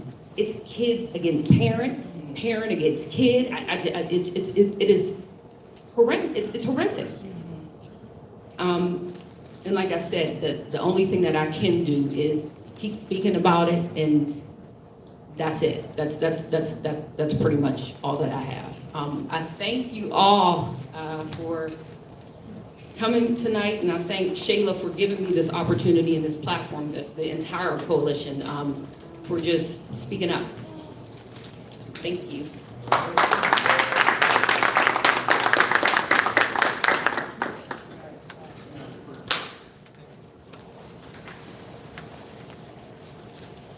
Thank you so much, Chiffon. Again, wow, and thank you for sharing about your own, teen dating violence situation, because again, I feel a lot of us young girls had similar situations where, we like the boy and they liked us. It starts off with the, the hitting, the play hitting, and then that turns into the grabbing and the gripping and the hair pulling, so I again went through it myself as well, so I truly thank you for stepping up and speaking out, and she's absolutely going to be joining us and doing more in the future, not only with our upcoming Community Peace Summits, but also with our Youth Peace Summits in the school she's already in, Wilkinsburg School, so I'm truly excited for that as well. And I'm just going to briefly read from the section of our summary, if you guys want to pull your summaries back out, what it says on teen dating violence before we move on to our next speaker.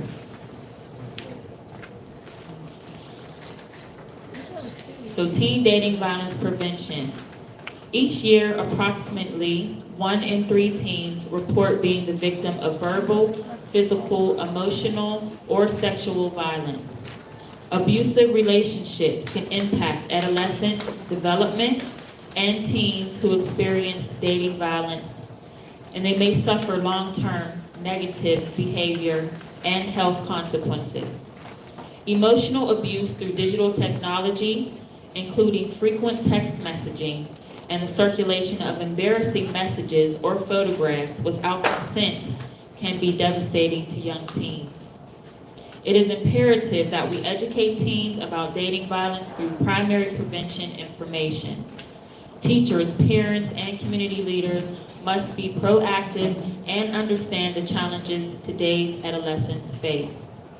Students must be empowered through leadership development so they can work with adults in their schools, community, and government to eliminate dating violence in all of its forms. Okay, so that is again a brief synopsis of our Strategies for Change document. And again, the full Strategies for Change document is available. If anyone would like to get that full document, you can either talk to myself, Mr. Tim Stevens, Roy Blankenship, or Miss Stephanie Carey, who is sitting out in the hall, and we'll be able to get you our full document. But again, thank you, Chiffon. Thank you, Justice, for sharing your powerful stories and giving us those statistics and that information. And again, I look forward to working with you both in the very near future. So as we move forward, I originally had a PowerPoint to show, but moving forward, we'll definitely make sure we have things set up for that.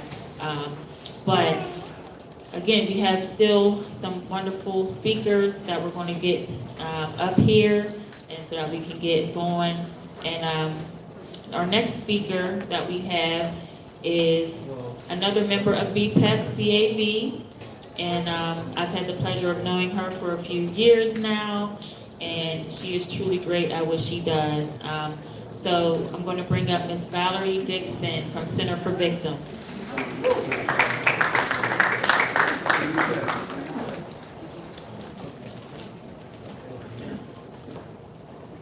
Come on up here. She was eating her chicken, so let's give her a few minutes. I was gonna come up here like Auntie, you know, she have her chicken in her hand, she still gonna come and say what she gotta say. But I said, no, I'll leave it at the table. But thank you, Shayla. I appreciate, you know, you putting this together tonight. This is so important, you know, to have this topic because a lot of times our community does not have a platform to be able to express what's going on or to have a voice. Sometimes we feel if we don't have a voice, or if we have a voice, is anybody listening? And then if anybody's listening, is anybody gonna do anything? You know what I mean? So there's several steps to this. It's just not coming out. You know, it's just not expressing what we feel, think, know that we have, resources that we got. It's like, what's the next step? What's the next thing that we need to do? And Shayla mentioned, you know, I've been a member of Bpep since, I can't even go back as far, I'm going to start to tell my age on it. But, I'm in the roots of Bpep as well as the Coalition Against Violence. And when Shayla was talking about, you know, we say we family, and we are, because that's how our work, the work that we believe we do is. You know, we used to have our meetings at the Hill House, and you know, they used to just give us that space for free back in the day, back in the good old days. Then they started charging us. Then they started timing us. And then at one point, we just got kicked out after, you know, we're meeting for a while, and our meetings were so deep, we'd be in the back, and on the back of our cars, and the hoods of our cars still talking. And the lights had turned out and everything, and we're still going at it. Because we just get so deep into it. You know, there's so many complex and comprehensive issues to deal with when we're talking about this violence, you know, and this month celebrating, you know, women and girls and what they go through in life and the things that the young lady that had to leave earlier talked about, that self-esteem issue that we have, that we deal with, and we accept things and accept people calling us certain names or being treated a certain way, or however our family grew up in a household where it was domestic violence, so it seemed normal. It seemed like it was regular. So when I got in that relationship, I was like, I'm in a loving relationship here. You know, and we fuss and cuss, but they love us because they fuss and cuss. But sometimes we really don't understand what our true self-esteem is, and how do we do that? How do we get to that paradigm? I work at the Center for Victims. I've been there for 20 years. And I've been there, unfortunately, because my son was murdered in East Liberty in Pittsburgh, right here in East Liberty on Dairy Street. He was set up, he was shot 4 times, left in the middle of the street for dead. And I had to figure out how I'm gonna survive from that. My only child, I never had any more kids. He never had any kids. So I never, ever had the chance to be a grandmother, and I would have been a great grandmother. I would have been a great grandmother. And when I look at these lives that we keep losing, every time we lose a life, it's generational suicide, it's genocide. It's just genocide. You know, it's mass suicide, somebody actually said to me. When my son was killed, my son's friend, my son got shot and killed, and the guy told me that he wanted to meet with me because he had something to tell me about my son's murder. And a week later, that guy was murdered, and 4 hours later, the guy that murdered him was murdered. So imagine all those possible children or generations that those kids could have produced if they still were here. If they still were here, what they could have contributed. I worked with a gentleman who was a victim advocate, and he had a lot in training a lot of the old school advocates that were the victim advocates at the Center for Victims. And he met a guy about 20 years later that he knew that they were rivals back in school. And they were gang members back in school. But when they seen each other 20 plus years later, they looked at each other and they talked about what their kids was doing. A couple of their kids was in the military. One was a doctor, one was a scientist. He said, do you imagine if we'd have just let those streets determine who we were and we'd have took each other out, then my daughter wouldn't have been able to save that young lady's life that she did surgery, heart surgery on last week. My son wouldn't have been able to save his friend when they were overseas at war. These different things that we're not understanding, that we're losing with our young people. And one of the things that I did, when I went to the Center for Victims, I started working there after my son got killed. We found his murderer, we went to court, and I wanted to know who these people were to help my family get through such a trauma. And when I turned back and they told me they were advocates and they worked for this agency, and I said, that's what I want to do. That's been something in me ever since I was young. You know, and I quit my job and I ended up working for the Center for Victims. And I started doing all the homicides. All my cases were homicides. And I was going to court day after day with families that were dealing with homicides. And after years of doing it, it becomes a burnout. Because you begin, every story begins to be the same. The reason why people are killing each other, stupid, the same reasons, dealing with unaddressed, unresolved trauma that's generational that we don't even know is impacting our children. We're handing it down to our children's children. And so the center decided to work with families after the trial is over, then what? I was a great victim advocate.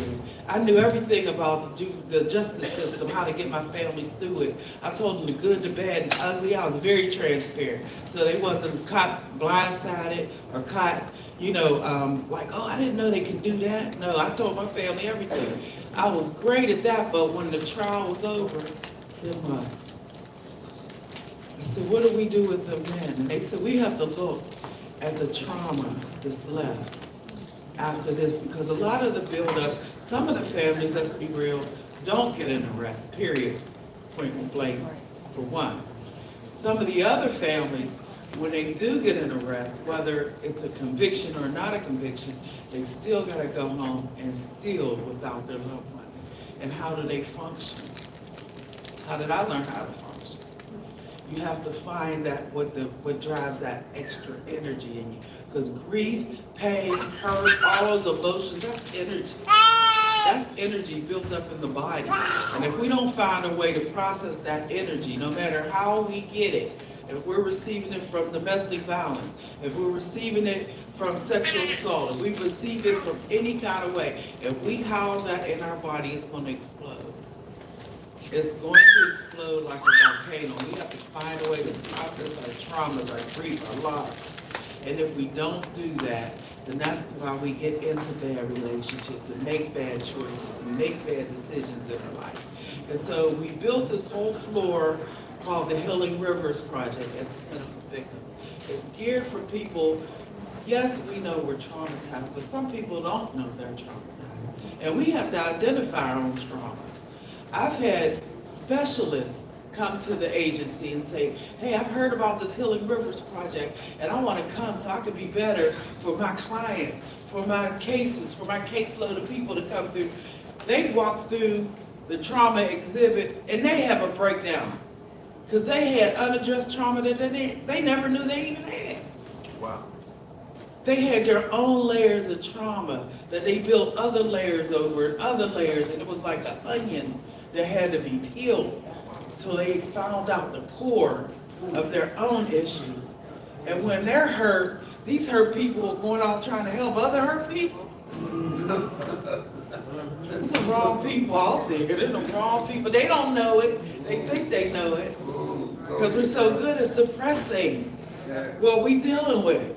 We're dealing with a lot of stuff. We're dealing with the social economic ills that have harmed our African American people of color for generations. We're dealing with that and still trying to navigate all these other systems. And so as we continue to do that, well, those other systems have not caught up to what we know is a real deal. We know the statistics. Nobody gotta tell us how many people getting killed, how many people getting raped, how many people don't have jobs. I mean, they love to come out with statistics. We know the statistics. We is the statistics. Yeah. You know, we need the solutions. Right. We need some resolutions.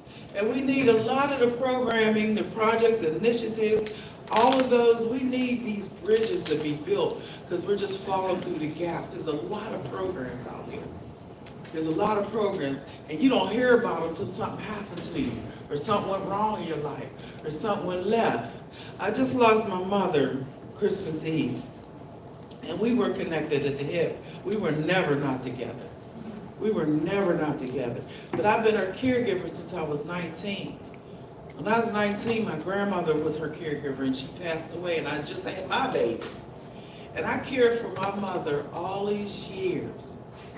Until the last 5 years, they told me about a program where I could have been getting paid, taking care of my mother. All these years, I had no idea. They said this program been out here for years. I mean, decades.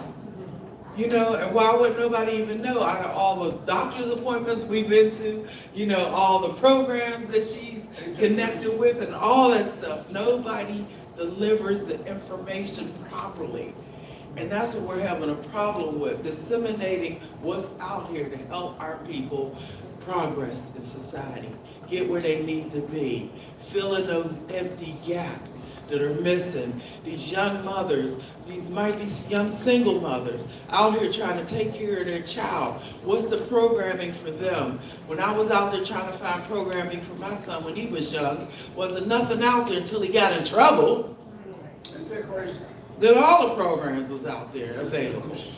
And I had him in every type of sport. I had him in church programs. I drug him to church like old school by the ear. I kept mine close, but the one that killed mine didn't. And why? I have no answer for that. But 20 years later, and I just now shared this with a couple, and I probably haven't shared this with my Bpep family yet, but out of all the platforms that I speak at, I run into a lot of programming and a lot of people that deal with a lot of different type of programs, from victimization to the offender program, and to prison ministry and to the reentry programs. And I ran into a young lady a couple of times, and I seen her and I met her. And she called me one day and she said, you know, I've been following you for years. You know, I know who you are. You're doing great things out there.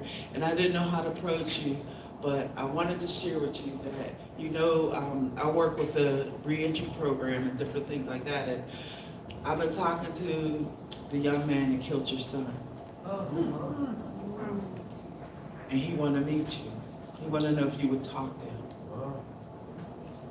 This was probably just before Christmas. I mean, just before I lost my mom. I didn't know how to receive that information after all these years, because I thought about it many years.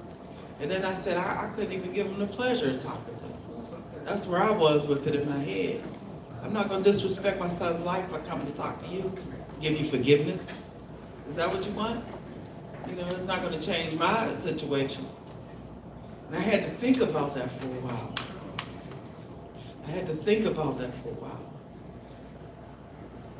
I've talked to a lot of people that have killed people. I've been in the prison ministry, but I never could talk to the person who killed my own son.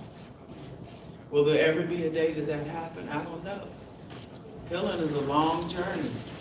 It's a lifelong journey, no matter what you have to heal from. But you got to work on healing and wellness. And my forgiveness piece, it just ain't there for that. I forgive him for being caught up mentally in a street mentality that brought him up to say, hey, if you take Rob Dixon out, you get some street cred. I forgive him for getting caught up in that whirlwind because he had nobody. I found out about his background. I found out about his history. I found out about how he never got what he needed to get since he was young, and his traumas that led him up to think that killing my son was going to take him somewhere. But I didn't forgive him, and I don't know if I can, for planning that out the whole day. So he had hours to change his mind. Hours. Then I gotta look at, when I look at the Hill and Rivers Project at our center, we talk about the brain and the development of the brain. And we talk about when trauma is introduced to a child, the development of the brain is not the same as regular development. It's developmental, the development of his brain is interrupted. And so when you see people, then they say, well, yeah, he's a senior in high school, but he reads on a 3rd grade level. You're like, how is that possible? Oh yeah, he reads on an 8th grade level. You know, we made everything so people could read it on an 8th grade level. And some people can't even still read it. Trauma interrupts the natural process of the development of the brain. And we know that young people's brain till their mid to late 20s. And so when we're talking about teenagers, we're like, what was he thinking? He wasn't, literally, in a sense. It wasn't fully processing. But a 5-year-old know not to touch that hot stove or cross that street.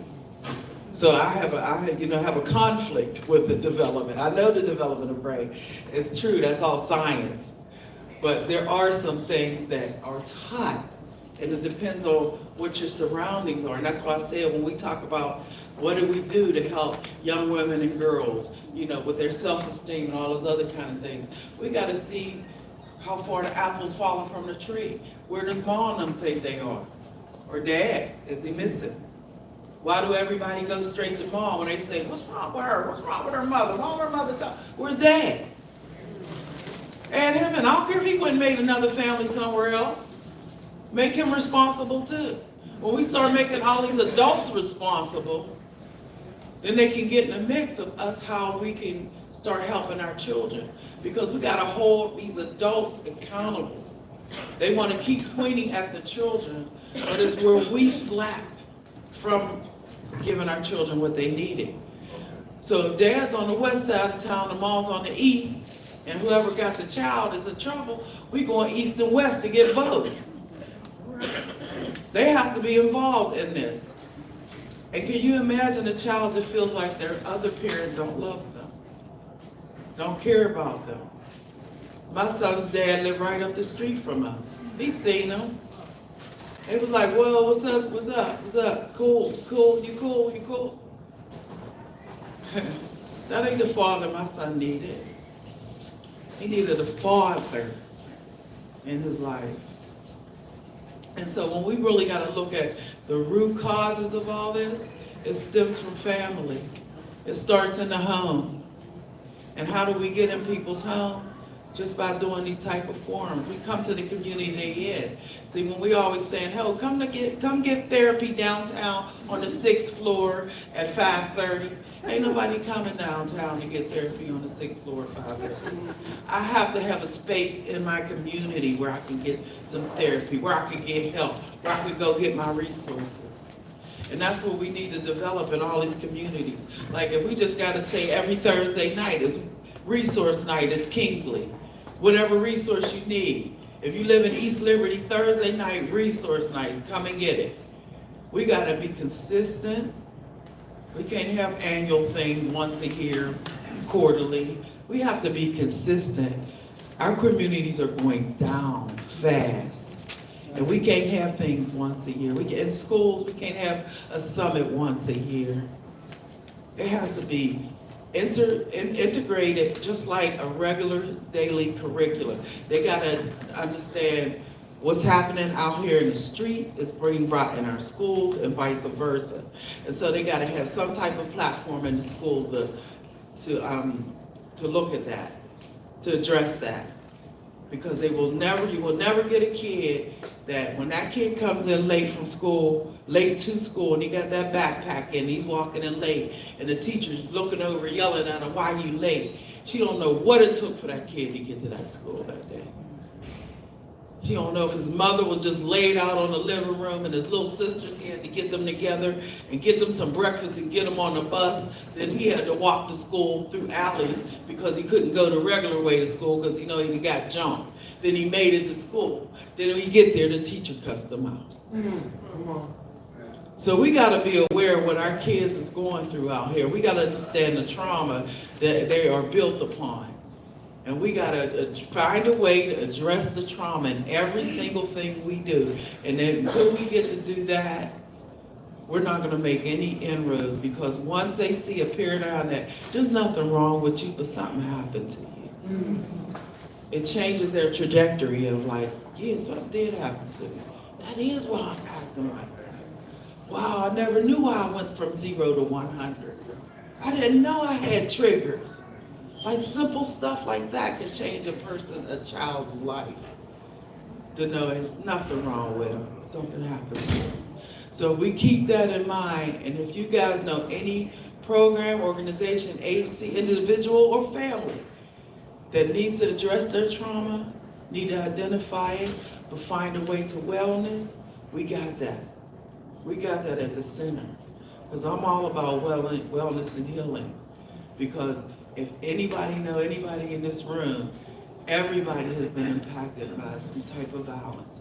And being well is just taking care of your own mental health. Ain't nothing wrong with it. They're talking about on TV now. You can look up on your phone and order one, a therapist. Some programs is paying for it for free. It ain't nothing wrong with therapy. I think everybody should have somebody's phone number in their back pocket, ready to go anytime they need to let them know ain't nothing wrong with you, something happened to you. Let's talk about it, let's work through it. And give people some tools so they have enough tools in their tool belt to pull themselves out of that grief, out of that darkness, out of that black hole, out of that abyss, so they can get back on track and then help somebody else out to do it. That's how we get it done. So I want to thank everybody that came out tonight, and coming next month, I wanted to share too, I was a little bit late because I was downtown supporting the family of Officer Hall that's going through the trial right now. And one thing his mom said to me today, she's so hurt and broken, but she's a strong woman, they're a strong family. But she said, don't nobody want to hear the mother. Don't nobody want to hear what you got to say. I said, yes, everybody want to hear what you got to say. Your voice is powerful. You have power in your voice, just in your spirit that you deliver. But for people to know the journey that you're on, people want to hear what you got to say. And people want to support you in your healing and your wellness. And so I shared that with her, and she would have been here if she could have made it, but she might be at the April one. So think about it, y'all. Get some people to come out to the April summit, and we're gonna get some more young people out here as well too. So thank everybody for coming tonight. We appreciate y'all for being here.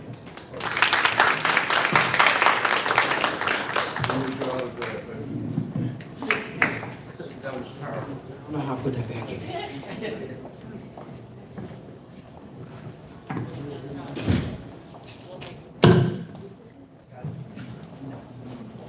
All right, thank you so much, Miss Valerie. That was a lot, right? She really hit on some very key points for us, and it's truly a pleasure working with Miss Valerie, because she is a survivor in her own right, losing her child, her only son. She could be doing anything right now with her time, right? But she made the decision to get out here, share her story to help the next person, right? So let's just give her another round of applause. Thank you again, Miss Valerie. And the reason why we have these types of events is because there's people like the gentleman I'm going to bring up next to speak, who again just want to help, just want to see what they could do, just want to share their story and see how they can impact the next person. So I literally just met this gentleman, and he's going to come up and introduce himself and share a little bit about what he does and why he felt it was important to come today. So we're not going to pay attention to the empty seats. We're going to focus on who is here and who is in this room, right? And how this group can continue to move forward. Because we know they're going to grow, right? We know they're going to grow. Once we start getting into these schools and really just spreading the word, right? I'm not worried about that, right? This is God's plan. This is God's will. So he will work it out. But I'm going to gratefully bring up this gentleman that I just met, and I could just tell that he is really, just by his spirit, willing to share his story so that he can impact the next person. And briefly, before I introduce him, my daughter just walked in, Bree, and I wanted her to come today because, again, she always asks me, well, what are you doing, Mommy? And she's so inquisitive, so I wanted her to come see firsthand what Mommy does, so one day she'll be up here right with me, right? So introduce Bree, thank you, Bree. That's my oldest girl, my 10-year-old, so. But yeah, so without further ado, let's give a round of applause for Mr., let me get his name right, y'all, hold on. Alonzo Cotton Sr.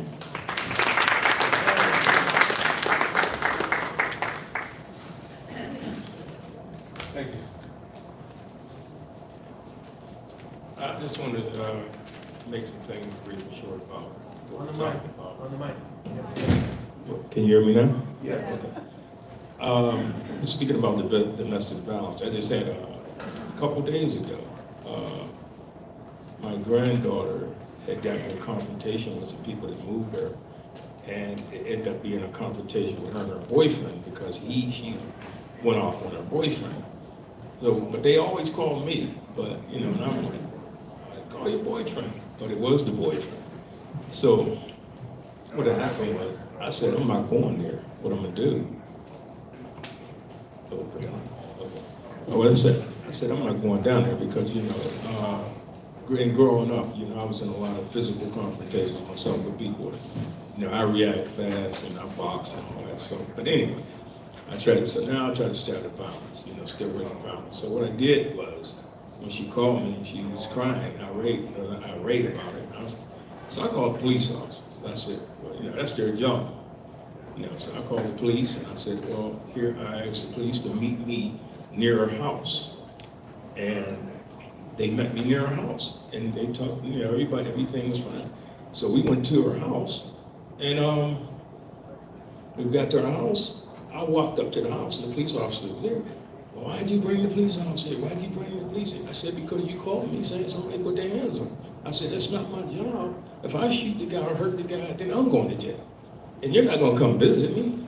So I'm not doing that. So they'll handle it. They get paid for that. They got guns. So she just, long story short, she didn't do anything to help the situation. So that is another part of that domestic violence, and she's still with the guy. Now I just called her and the guy was over her house. So I said, okay, so now that's a prime example of what would happen if something would have happened to me. She'd have been back with him, and that's what happened to women. But a lot of these kids, a lot of these guys learn from prior relationships from their parents. Now, their parents was abused, so the guys see that, so they think, hey, it's okay for me to abuse. So now, but that situation worked itself out. But right now I'm with the Hope Foundation, and what I do when guys come out of jail, we help for reentry. And we're doing our best to help these guys to come out. We're doing our best to talk to these kids now. The stuff that's going on with the rap. The rap has a lot to do with a lot of things that's happening. It's a curse to the kids now. I heard one today that was real terrible. So we have to always work. We have to work on that as well. Because what goes in the head comes out. And with these kids, they're immune to killing now.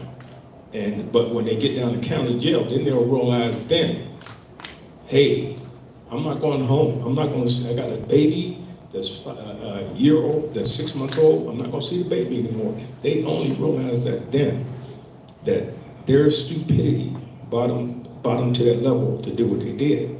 And like the lady said, they're impressionable, they're young and impressionable. They don't really know what's going on right now until they make that mistake and go down there. I was incarcerated myself, you know, but I'm not gonna go into that, but I'm just glad that I'm well today, you know, and we're trying to reach these kids out here. And anybody that have kids, I have a shop down here on Broad Street. Bring them down, we talk to them, I buy them books, I try to talk to the parents appreciate it. And like she said, we have to stay together, stick together, and work on these kids and continue to do it because, hey man, every day they're being destroyed. Like her son, she has a son. These kids listen to rap, man, and that's their teacher. You know, they want to fight. They don't realize that why they're killing each other is stupidity. And it's a lack of knowledge, and also, which is it's a lack of father participation. You know, and so we have to work on all this. I have more to say, but I'm not going to take too much time because I have to run and close my shop down. So I appreciate, you bringing me up, and you'll be seeing me again. Hopefully I have a little bit more information for you. Okay? Thank you.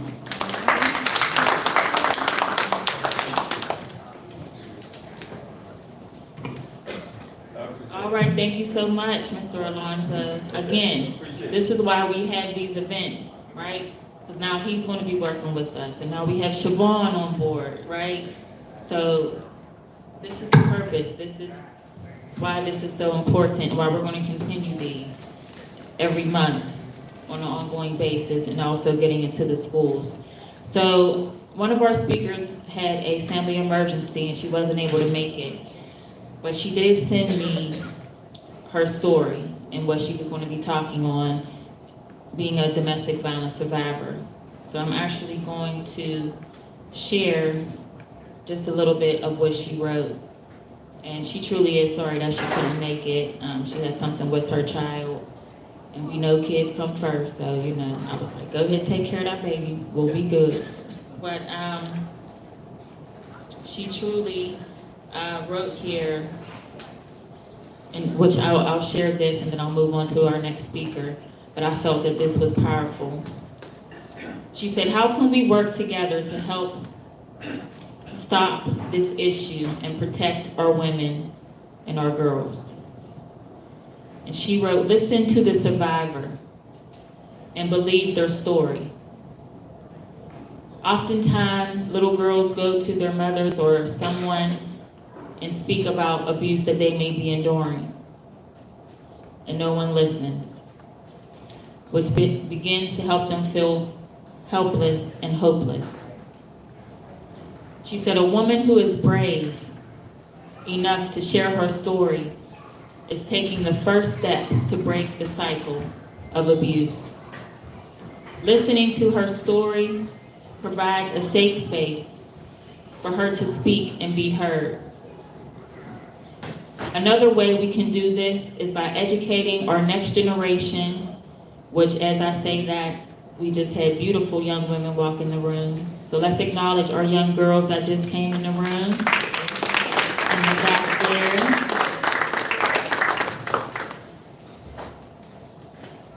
And it says, we do this by learning with them and from them.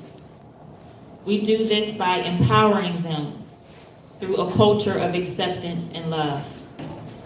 And although our youth constantly encounter stereotypes and statistics and things that are meant to bring them down, we let them know that it is okay to be yourself and be different.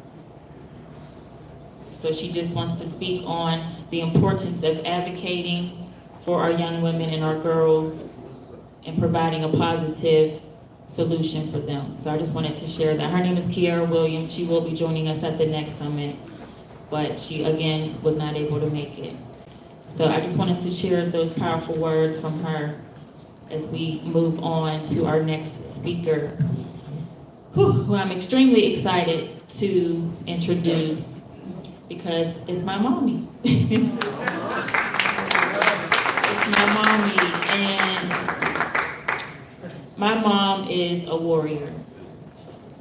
My nana was also a warrior, and she was really tough. But she passed from cancer in 2003. It'll be 20 years next month. And she was the rock of our family. So once my nana passed, things kind of took a turn for the worse within our family.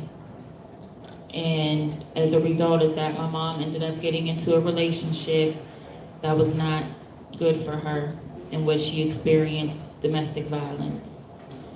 And it ended up leading her into a very, very bad space, in which I was honestly shocked, because I had never seen my mother be that affected by anything, really. You know, and we always look at our Black women as being strong, and although we are strong, it doesn't mean we don't hurt. It doesn't mean we don't have moments of, why is this happening and what am I going to do? So without further ado, please give my mom a round of applause. Yvette Burris.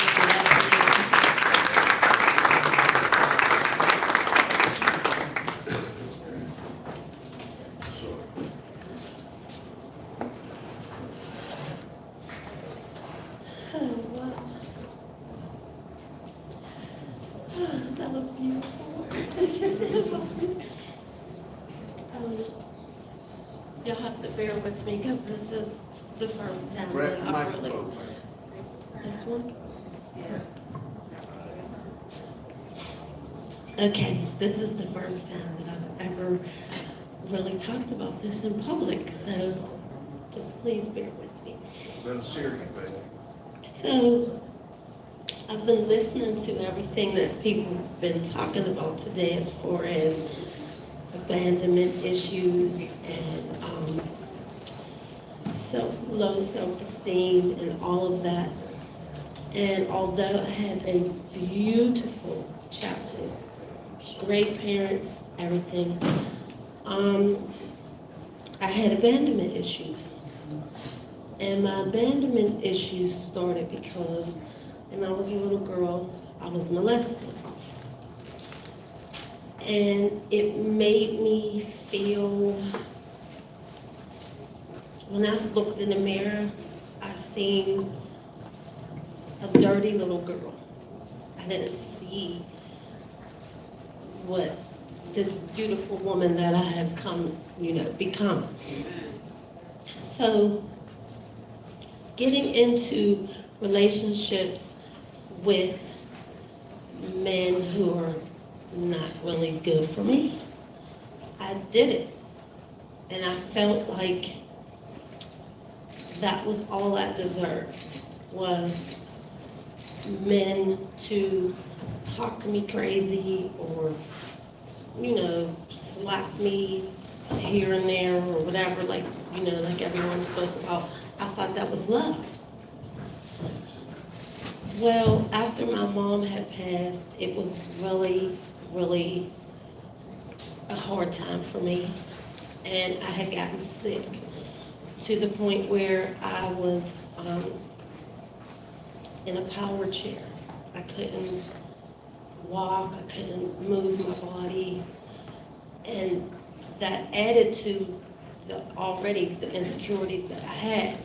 So I started dating this man who had the same physical problems that I had. So I thought, this is great. I knew him my whole life, grew up together, and it was terrible. First, it started with the verbal abuse. I'm just saying hurtful things. And it affected me, but I really didn't realize how much until later on. And it was also affecting my daughters. I have 4 daughters, and I kept it away from them, or I tried to keep it away from them, because I didn't want them to see what he was doing to me, and I didn't want him to in turn do it to them. So I had a little a TIA, mini stroke, and I was in the hospital, and he came to visit me.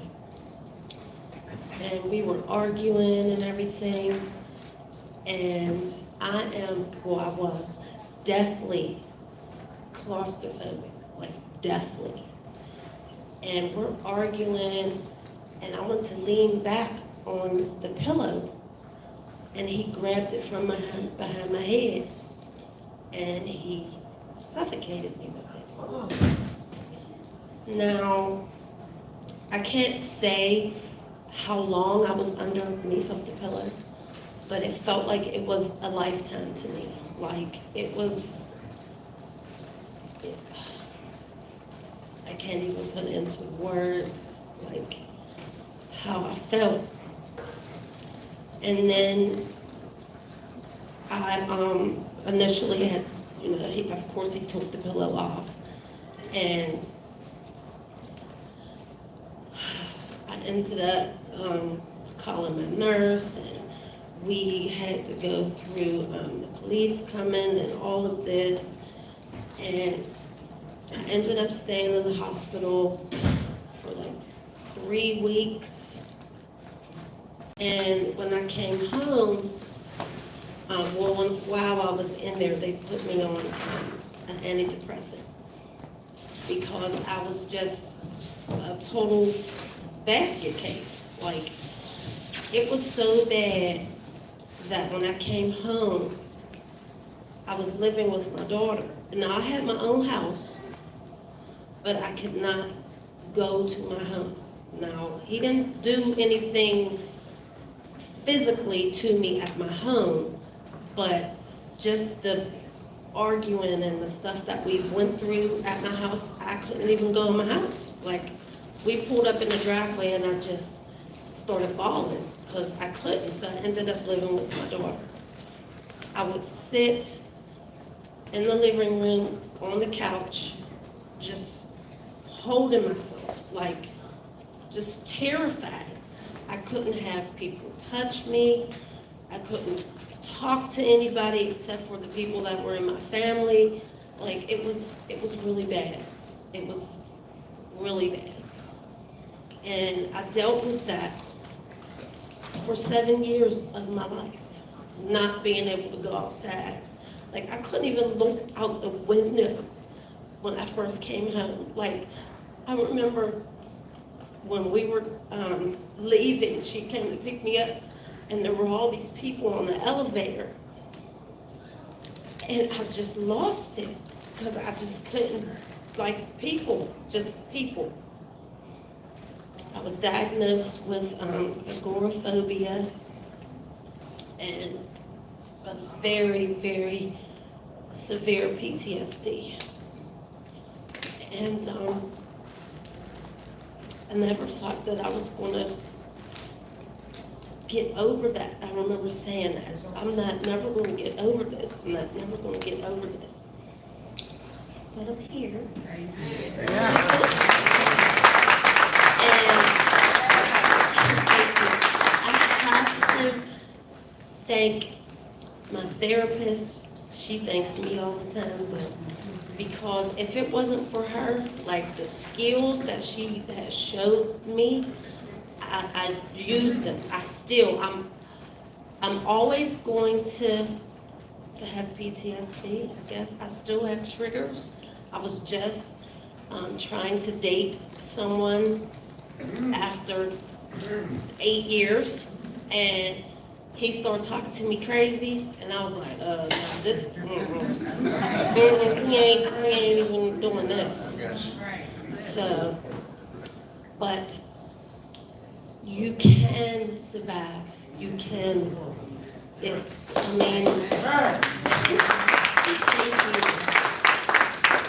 feel like a brand new person. Like I said, like she said, never I would never be able to stand up in front of people and say anything. And I want to do whatever I can to help as many women and men. I want them to see me. I want them to see, like, you can survive, because I did.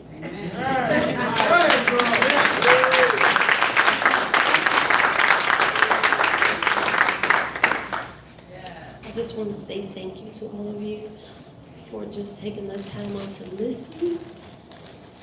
And Shane, you know I love you. And thank you all so much. Okay, baby.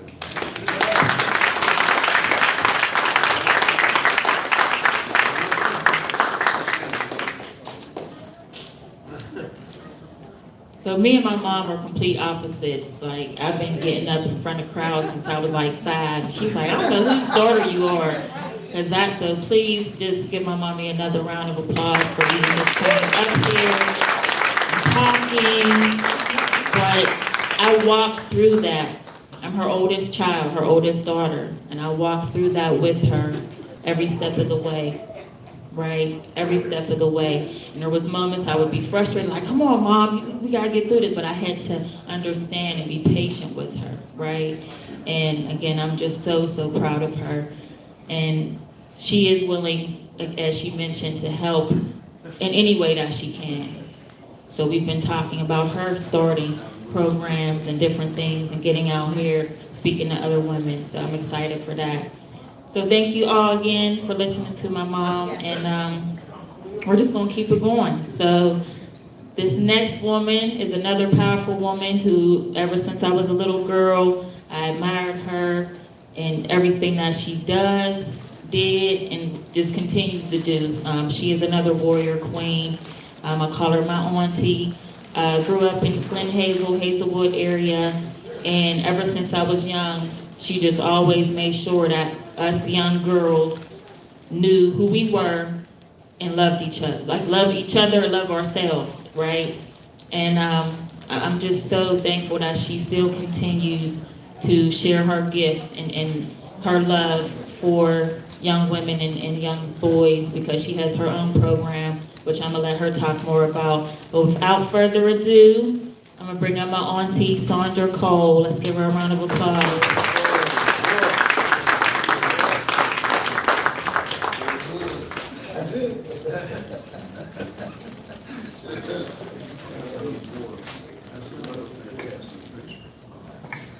Welcome, and I would like to give my sister another round of applause, because I tell you, God turned her test into a testimony, okay? For real. And I just want to say, y'all, and I don't know how many believe and I don't know how many don't, but he's real. You hear me? He's real. He done brought us through some things, whether we want to say God, Allah, or whoever they want to say he is, but he is. You know, and like my niece Shayla was saying, I do a lot of work out of the Hazelwood community. I had my husband, I have an organization, it's called Poor Law. It stands for People of Origin, Rightfully Loved and Wanted. And it was birthed out of an injustice that had happened out in the Hazelwood community. My husband had got a life sentence for a crime that he didn't commit. He'd done 18 of those years in prison. And with a long, hard fight, like far as the community, the people in the community, the people like Let's Get Free, Greg Brody's organization, like these are the people that helped me when I was going through. Because you know, when you're going through, you really don't know who to really turn to. You know what I mean? You got to get in that prayer closet and ask God to show you. You know what I mean? And that's what he did. He did just that. Like, there was times, man, like I didn't know what I was going to do at some point. You know what I mean? And when I would get up in the morning, I swear I hear God say, lace your boots up, take those pamphlets, put them on every ceiling down in the courthouse, all around the courthouse, from the first floor to the 5th floor. They was going to hear us. You hear me? I wasn't gonna let that die because it was an injustice with the police. It was a police cover-up. It was a capital case that had happened out in the Hazelwood community, you know what I mean? And again, you know what I mean? Had it not been for God ordering my steps, I don't know where I would have been. You know what I mean? And I had heard many testimonies from my grandmother just growing up. Like, there was one time my aunt, she had passed away she had gave birth, but she passed away. So my grandmother, she just kept crying and kept crying and kept crying. She would sit on the basement steps, just kept crying. And I kept saying, Grandma, what's wrong? What's wrong? And she was like, oh God, why you take my baby? Why you take my baby? So one day she just stopped. And I asked her, I said, Grandma, I said, why did you stop crying? She said, God came to me and told me, you'll understand by and by. You know, so at that point, you know, I learned who God was. I learned who God was. I knew God was somebody. So when the situation happened with my husband, I had to learn who God was on a personal level. You hear what I'm telling you? I had to really get to know who he was. And when I did that, like I'm talking to y'all right now, y'all can hear him. Like, y'all can hear him, you know what I mean, telling you what to do. You know what I mean? And people wouldn't believe me, but it's real. He'll tell you, he'll guide you. So if I don't tell y'all nothing else tonight, understand God is real. You know what I mean? And that's a lot of the problems out here today. There's nobody speaking about God. Right. You hear me? That's the problem if y'all want to know what the violence is. Ain't no love no more. God is love. You hear me? They done took love out of it. They done took it out of the schools. They done took him out. But guess what he said? Every knee shall bow and every tongue shall confess that I am Lord. And that's who he is. So if you don't know him, you better get to know him because he's real. Thank you.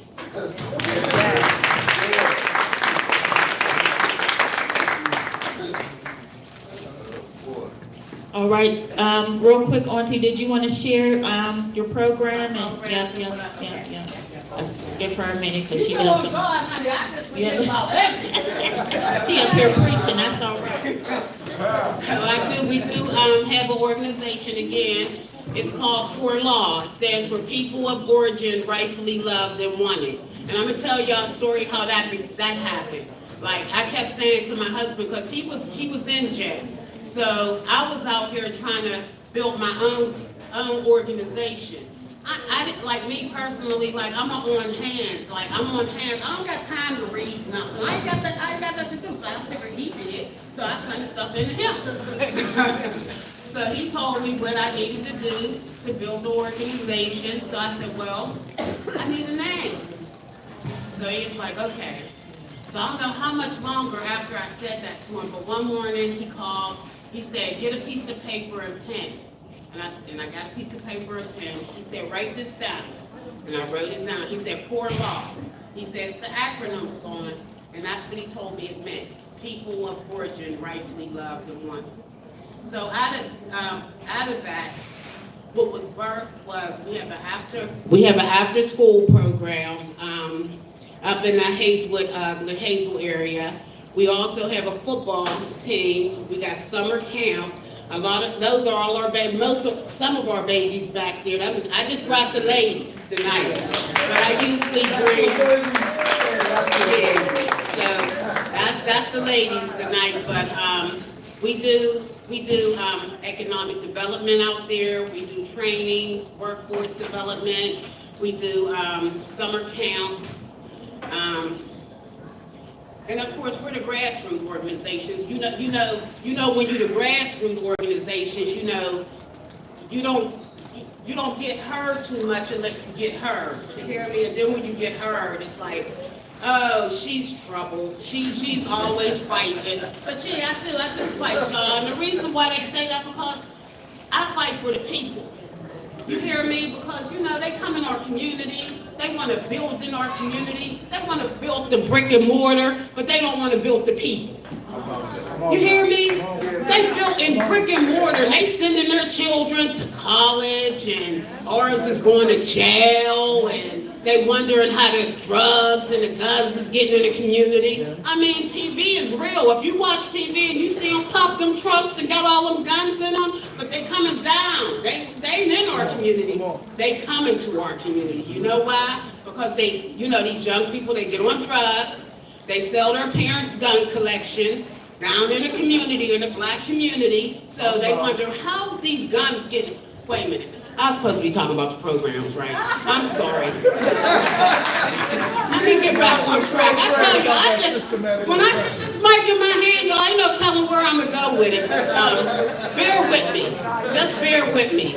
But that's what happens out in our community. So we pretty much like fight for any kind of injustice that happened in our community, but we fight for the people. And that's not what a lot of organizations in our community do. They profit off of the people. They'll take the people's numbers, like you know how when you write grants, you gotta have numbers.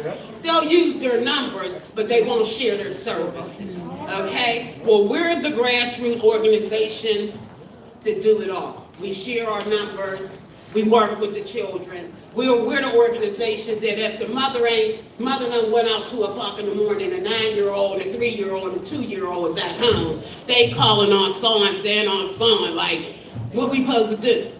Well, what you supposed to do is come on over here in this 8-bedroom house. That's what you supposed to do, come on. You know what I mean? So that's how, like, my house is really like a safe haven. You know what I mean? For when they come, you know what I mean? So my door is open at all times. They come in, get something to eat. If they're tired, they can lay down. You know what I mean? This is God's work. You hear me? And that's what I be trying to do. I be trying to be on God's work. So if y'all see me fussing or whatever, know that it ain't for nothing. It ain't for nothing. It's for my people. You hear me? And I'll buck up against anybody when it comes to them. Because I'm sick of them coming to my community building on top of us. I'm sick of it. You know what I mean? But when I say something, they get mad because it's messing with their money. Well, I'm saying, well, what about the people who y'all getting this money for? Why ain't y'all giving them the resources that they need? That's right. They need these resources. You know what I mean? They really do. Like, come on. But they want to be with organizations whose names all over the place. You know what I mean? They want to be with the organizations whose names is in the sky and stuff. Well, they don't do the work the poor law do. Okay? We for the people. Okay? So that's what I want to give y'all. That's what we do. Y'all can look us up, poorlaw.org. That's where we at, poorlaw.org, if you want to know anything. We get ready to build a grocery store out there too, y'all, co-op. Okay? We're going to do that. And we walking by faith. You hear me? We walking by faith because we're doing something that nobody ever done. And we're really, you know how they say community development?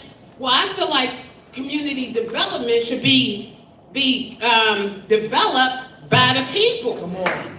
That's who should be developing. If you want to call it community development, then allow the people to develop their community. You know what I mean? So that's something that we're doing right now. And another thing, we got a one-stop shop. We just bought a building out in Hazelwood. It's a church, it's a house, and it's a hall where people can come if they want to rent it, or they got a big industrial kitchen there. We got a beautiful church there, and God has opened up some doors, because I'm telling y'all, if it wasn't for him, these doors, but I know what it's from, because I was obedient. You know, so I know where my blessing came from. I was obedient and not walk. You know what I mean? When I was walking with him during that situation, I was obedient. So now I'm getting to enjoy the fruits of my labor. You hear me? And I'm going to enjoy it here on earth. I told my children, if y'all don't put nothing in, y'all ain't getting nothing out. Period.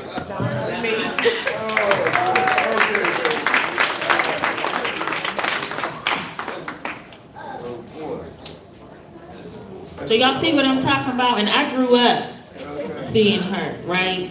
How powerful she is, but she truly, her and her son They do such great work, and I had the pleasure of going out there to Hazelwood, Glen Hazel area where I'm originally from, and working with their program, working with some of them beautiful black girls back there, and it was truly a pleasure. So definitely, they're always looking for people that are willing to come out and, you know, provide their services. So let's give her another round of applause, Ms. Sandra Cole. Definitely. So we are getting closer to our end time. We have 2 more speakers left, and I'm excited to bring them up. And then we're going to get into some more questions and feedback, which we like to call our breakout groups. Okay, so we're still going to do that. And then I'll let y'all out of here. But I truly thank you all for your time, and especially if you've been here since 4 o'clock. You know, definitely appreciate you still for sticking out and sticking it in with us, because we definitely are sharing some powerful stories and giving some powerful information out, right? So I'm going to kind of turn it a little bit, and we're going to pull out the document again. So everybody pull out your executive summary. And again, this document is available, the full document. And if anyone's interested in getting the full document, you can talk to myself, Mr. Tim Stevens, or Miss Stephanie Carey, who is out in the hall, and we'll be able to provide you with the full document.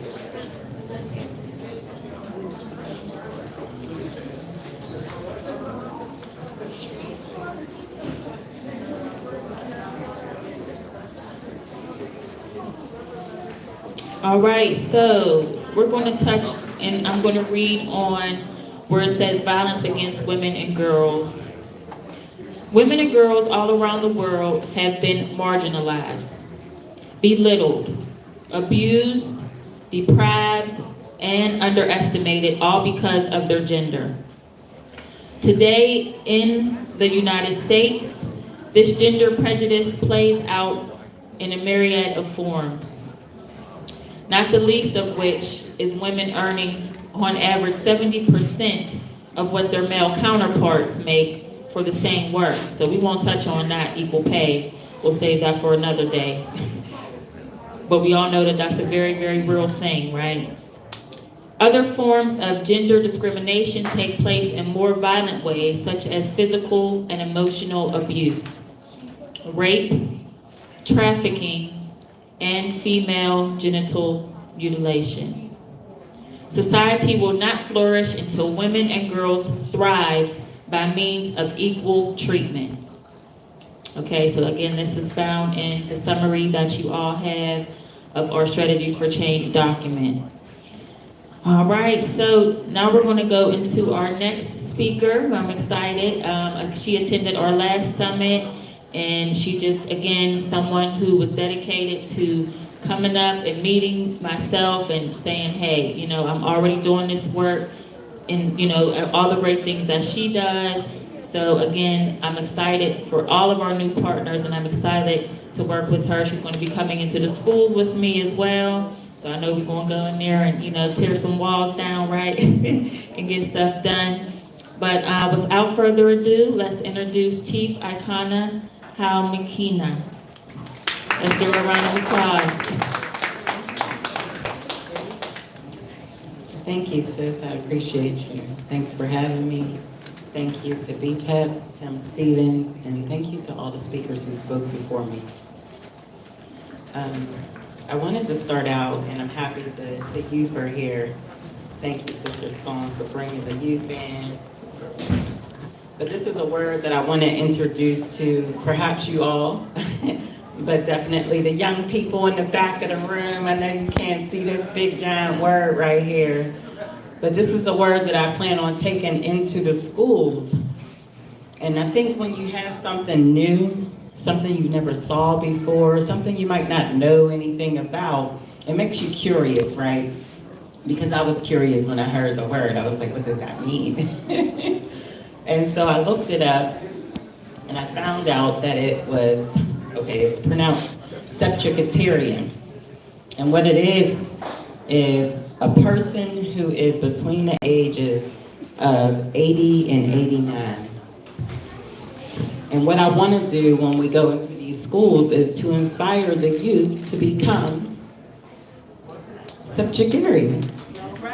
All right? I want them to inspire to live long, right? That's something that's not happening in a certain population with a certain age group anymore, that young folks don't even have their own expectations to make it beyond to live to be 21 years old. And that's real for a lot of our young people, especially our young brown boys.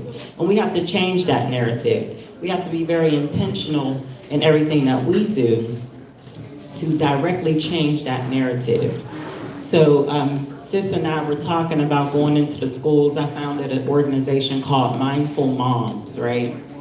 And so what Mindful Moms does is advocate for parents. It does a lot of things. It has a lot of tentacles, as mothers typically do. We're always multitasking. But the aim in this organization is to go into schools, support moms, fathers, doesn't matter. It's just a group of mothers looking to help other people.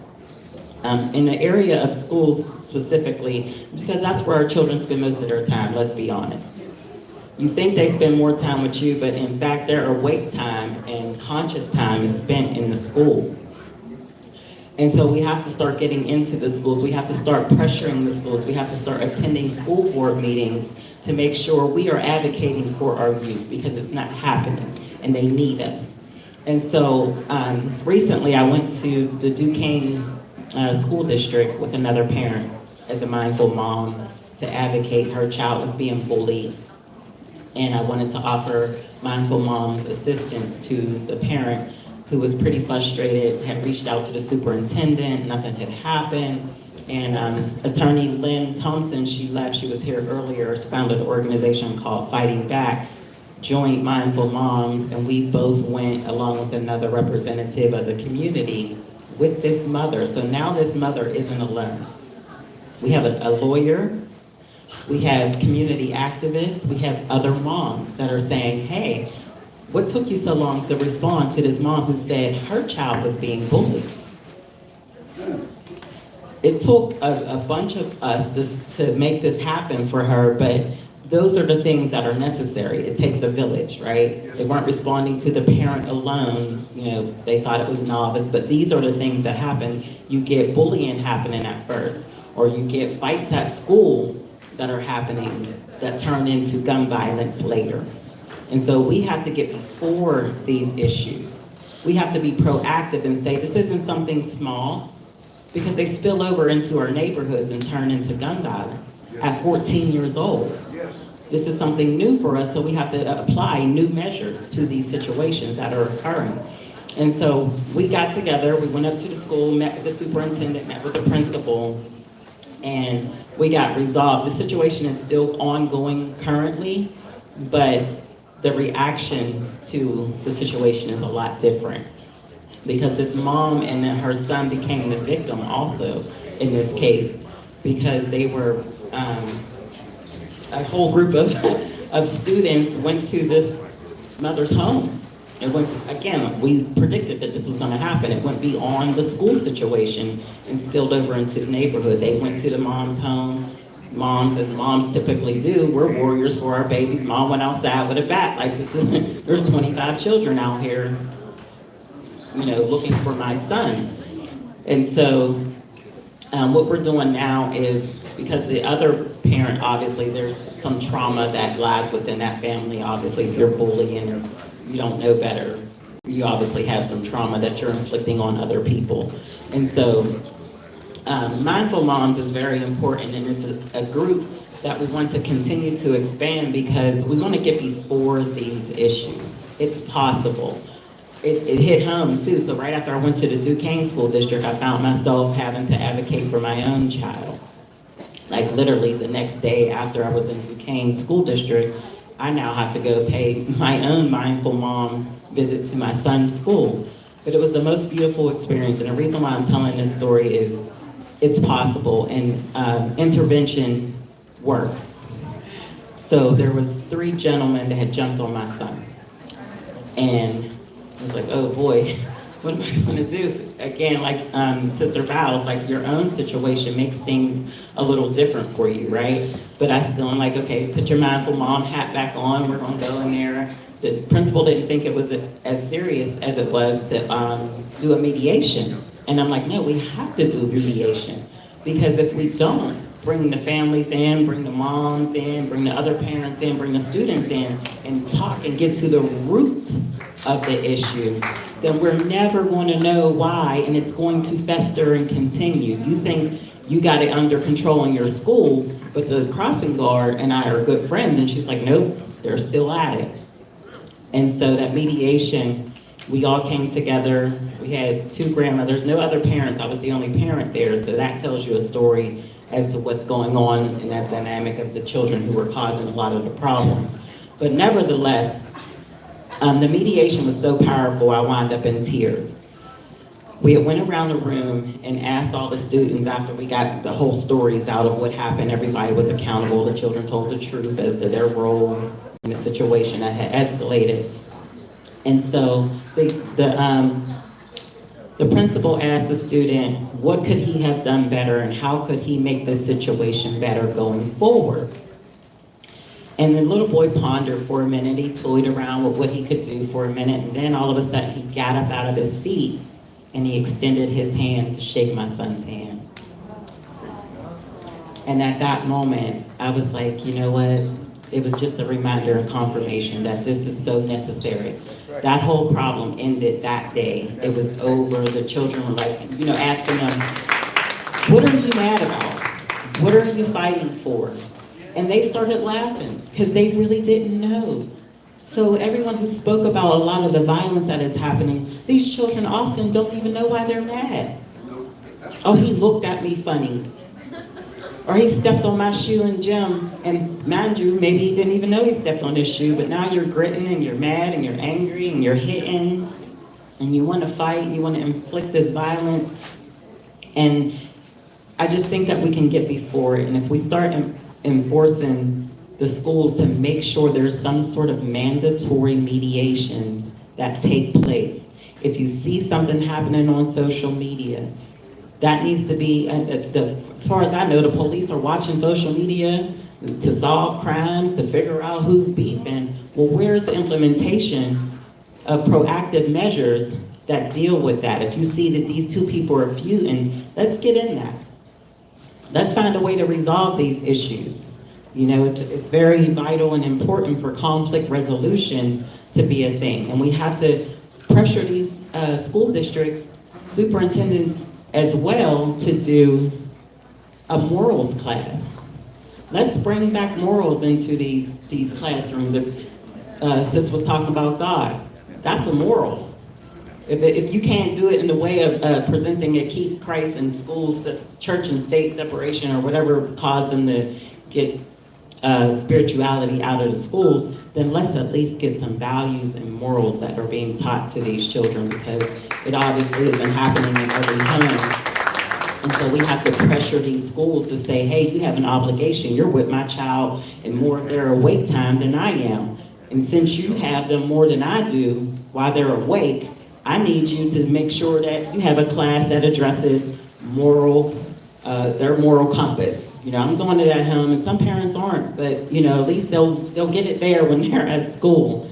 And so, yes, I'm part of an organization as well that does safe spaces at Penn Hills High School, and fighting back for criminal justice programs and reform, things of that nature, where people aren't being punished before they're actually sentenced to a crime. That's what fighting back is all about.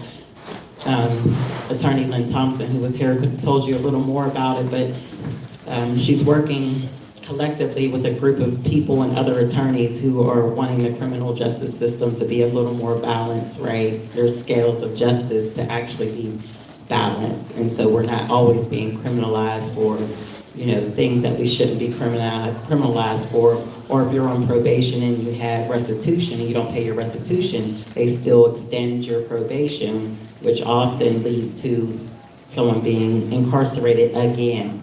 And so those are instances where it's unlawful even for you to, it's debtor's prison, because you can't pay your debt, you still stay in the penal system, and that isn't right. And so we want to make lots of changes on a global scale to address some of these issues that cause our children, our youth to be exposed to the violence that they're exposed to.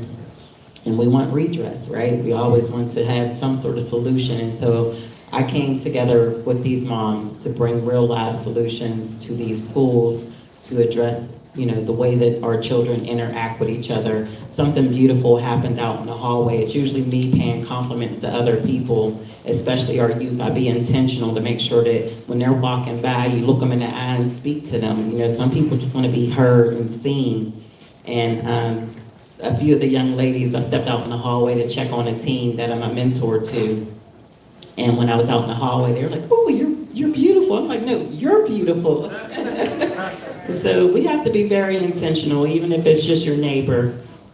I knew when I grew up, my neighbors were really important and vital to my success, my confidence. They instilled morals in me because they interacted with me. And nowadays, people go in their homes and they shut their doors and they're not so concerned about what's going on. However, you can have a direct impact. If that mother or father in that house isn't doing it, then it becomes incumbent upon the neighbor to say, "Hey, don't do that, and this is why," and give them other solutions or other avenues to which they can, express themselves and have an outlet to do so. So I just want to say thank you again to Bpep for having me. Thank you, Shayla, for reaching out to me and following up with me. And thanks to everybody who spoke before me. I believe that we can do this together. Thank you.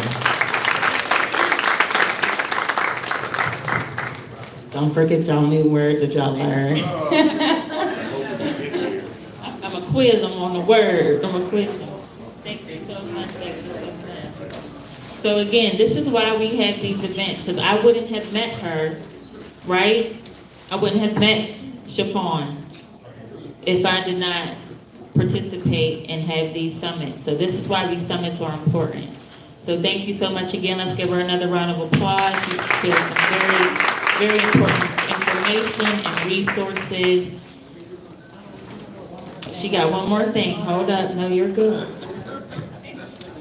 Paper. Internet awareness. That was the other thing. That was the subject matter in which I wanted to talk about. Sometimes it's not you as a parent. A lot of times when things happen, people are looking at the mom and the dad, and now there's a new parent in the home, okay? And you have to be real cognitive of this thing called the internet. It's limitless things that your children can learn. It's not, you're not the only parent in your house, especially if they have their phones, the tablets, the computers. Limit your screen time. There's a reason why the school districts are pushing back against social media and suing them. They know that these algorithms that they use are pushing and feeding some of these fights, fueling some of these fights, fueling some of these beefs, fueling some of these shootings that occur. A lot of it is because of the internet. Monitor your children, limit them. It's messing with their self-esteem, teen suicide, over sexually active, way too young. The internet, and they know the effects that the internet is having on our children to the point where they have lots of class action lawsuits. Even the whole controversy with TikTok in China, they won't even allow their citizens to engage the way that it happens over here in the United States. So do be mindful of that. And I didn't want to leave here without stating that. That's very important. I do a lot of town halls surrounding the algorithms. I have connections with the University of Pittsburgh that comes in and teaches how algorithms work. And if you've seen some stuff scroll over your screen and you were talking about something or you texted, it then kicks out this algorithm. Whatever you're talking about the most is what's going to come across your screen. So henceforth, fueling some of these arguments and fights and beefs, if you're sass talking over the internet and you're talking about, I don't want to use expletives with the babies in the room, but y'all know those fancy words that people use. Well, it's just going to go ahead and find everybody out there on the internet who's talking just like you. And then that's how the beef starts. Like, oh, is she talking to me? Oh, is he talking to me? Oh, I'll come over there and do X, Y, Z. And then next thing you know, someone's dead over a conversation that happened over the internet. So do be mindful and check your children's social media and limit them, please, parents. I can't express it enough. Limit your child's exposure to the internet. What you put in will come out. All right, peace, Sean.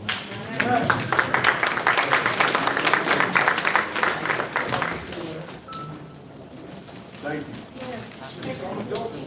All right, thank you so much. Again, thank you all for sticking with us and really just listening to these powerful stories. And we have one more speaker, and then I'm going to briefly talk about the Women's Violence Act, which just literally passed last year in 2022. So that should say a lot, right, about just how long our women and our girls have had to suffer through things before there's actually being, acts being passed and things, being actually done to try to help us, because so many of us are suffering in so many different ways. So I just wanted to talk about that briefly. And before I bring up our next speaker, if you could just pull out your executive summaries again. I'm going to read the last section. And our other speaker that I mentioned couldn't make it. She's also part of the LGBTQ plus community. So she was going to kind of share her story on domestic violence and also share her story as being a member of the LGBTQ plus community. So again, she couldn't make it. But I'm going to go ahead and read the section in our summary that focuses on violence against the LGBTQ plus community. Violence against people who consider themselves to be lesbian, gay, bisexual, questioning, or queer, asexual, or intersexual, also known as LGBTQ plus, is a complex and often quite controversial issue. Yet this is also a human rights and human dignity issue that must be addressed. This is also a social justice issue, a public health issue, a safety issue, an economic issue, a mental health issue, as well as an issue of societal norms, cultural values, and deeply ingrained prejudices. There are several forms of violence against people who consider themselves to be a part of the LGBTQ plus community, including the following: sexual and intimate partner violence, hate crimes, violence from law enforcement and the justice system, violence against the LGBTQ plus youth, which is another big one because we know more of our youth and teens are beginning to identify, bullying, and other forms. To prevent violence in the community, we must work to end inequality and homophobia, transphobia, biphobia, etc. By ending inequality, we create spaces where the LGBTQ plus people are treated equally and reduce the amount of violence that they experience, including sexual violence. So again, I just wanted to read that because that is another one of our topics that we were focusing on today, but we did not have our speaker present, and she was going to touch on how she identifies as bisexual and some of the struggles that she's had to personally go through at her workplace. But she works with a lot of people who are homophobic and transphobic and what have you, and we're giving her some issues, not just her being a black woman, but her also being a black bisexual woman. So I did just want to mention that as well. So now we're going to get into our last speaker, who I'm excited about. Her and I, we've gotten so close since I've met her. She's another member of our Bpep CAV family, and her and I actually host our Bpep Community Moments radio show once a month, which you guys definitely need to check that out. I'll give the details for that.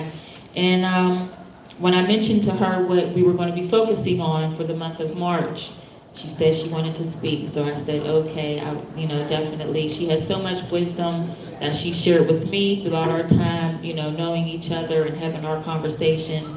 So I'm excited to introduce and bring up Reverend Michelle P. Ellison. Let's give her a round of applause.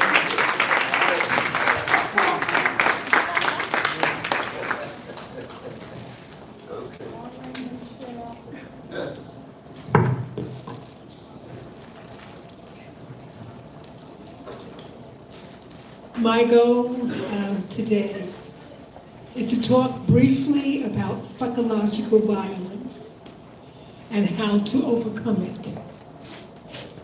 Then I will end with a story that addresses relationship violence.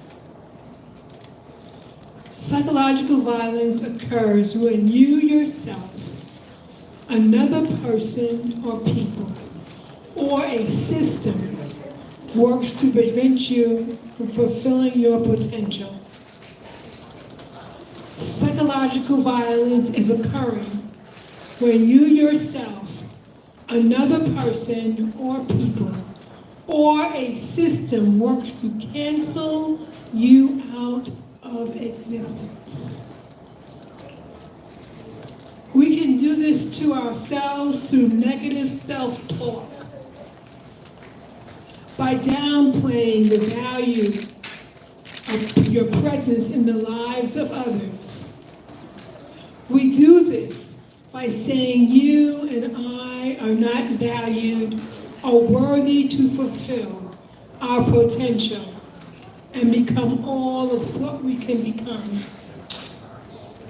We do this through negative self-talk. Whether you are a man or a woman, it does not make a difference. You can experience psychological violence perpetrated by another person, as that person seeks to cancel parts of you out of existence. The person may try to say you are not feeling the emotions you are feeling. The person negates your emotions or feelings by saying or treating you like they don't exist. The person or people may try to silence you, take away your voice by not acknowledging you or by canceling out what you have to say. You can be denied the opportunity to speak, not be called on. They may simply ignore you, act like you don't even exist. The person may limit you in what you can do so you don't reach your full potential. Finally, a group of people or system may deny you opportunity to reach your full potential. You can be denied access to quality food and water, clean air, education, housing, health care, and employment that lifts you out of poverty. No matter what type of psychological violence one experiences, it is important not to isolate yourself or allow others to isolate you. We need, and we talked about this today, of coming together.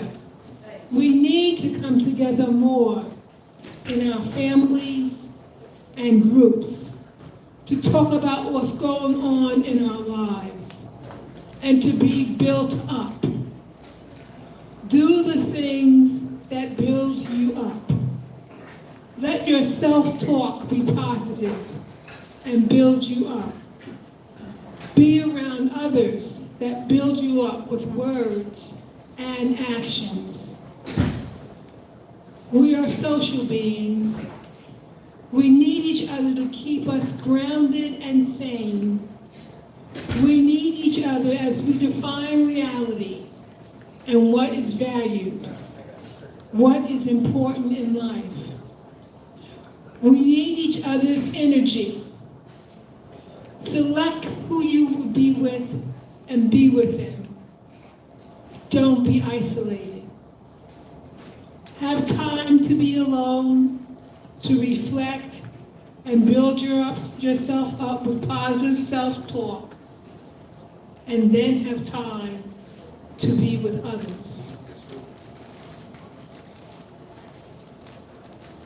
I want to end with a story that deals with what we talked about today as far as educating, and how it just takes it speaking with people sometimes to get to them to change behavior. When I was a life skills instructor at the Black Contractors Association here in Pittsburgh, I had a class of students who were going to be in the construction field. And they were some 18, 19, 21, up until age 35.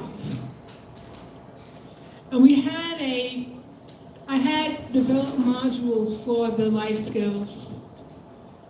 And the module we talked about was relationships. And everybody, this was a safe space. And we talked about being in relationships. And so the men started to talk about relationships with their women, with their wives, with their life, with their significant others. And one young man said, well, you know, when I have sex with my lady, I realize how powerful she is. And I'll do anything I can for her. Anything she says. She has so much power. He says, and so what I do is after that, I beat her up. Oh, no. Because I don't want her to be that powerful with me. Ooh. And so I explained to him that how he was feeling when he had relations with his woman was normal. She's supposed to be powerful. He's supposed to feel like she'll do anything for her. That is okay. That's a normal response. And that should be worked with, not something that he has to attack and try to destroy. I said, and one of the purposes of a woman, one of the purposes is to influence a man. And so you want to be around women or have in your life people, and I talked about godly women. I said godly women to them. But a woman who's going to put you in the right direction. Okay, because she is powerful, and if you allow her to come into your life and to really be intimate with you, then she has the power, and you two together can make good things happen. Right? And so I come back to the point we had earlier today with the importance of educating people, okay, about what is normal, what is love, what are relationships supposed to be like, okay, so that we know that we do not become destructive in the relationship. Thank you. Thank you.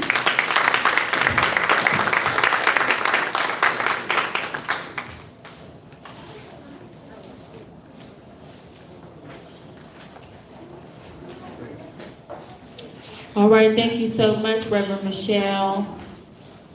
Let's give her another round of applause for sharing that information and that story. Thank you for sharing that story, because that was definitely, it kind of tied everything together, right? A lot of what we've been talking about today and the different stories that we've heard throughout the day.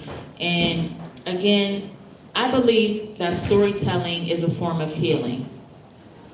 Because so many of us have gone through so many different things, not knowing that the person that you're sitting across from may have experienced something very similar.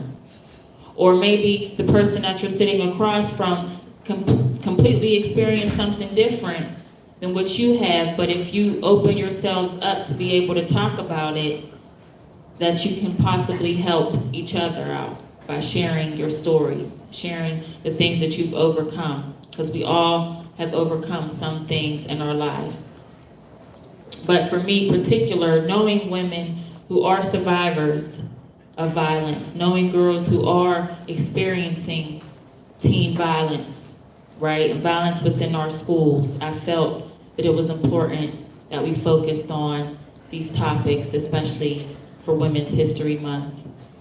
And I just want to acknowledge all of our women that are in the room, and thank you all for being here. And even though we have some people that have left out, thank you again for all of you that have stayed. So let's just give yourselves a round of applause for participating, for coming. Again, thank all the speakers. And I just look forward to working with each and every one of you, right? Because again, we have to do this together. And it's so important that we unite. And just imagine if Chiffon goes in and shares her story, right? You know, or my mom goes in, or the information that we just heard, you know, back to back. You know, we have to understand that a lot of these kids just want people that care. A lot of our youth just want people that care. There's a lot of women out here that are hurting, right? Young single moms, young single dads. We never want to leave our men out. But again, we wanted to highlight and focus on our women for this month.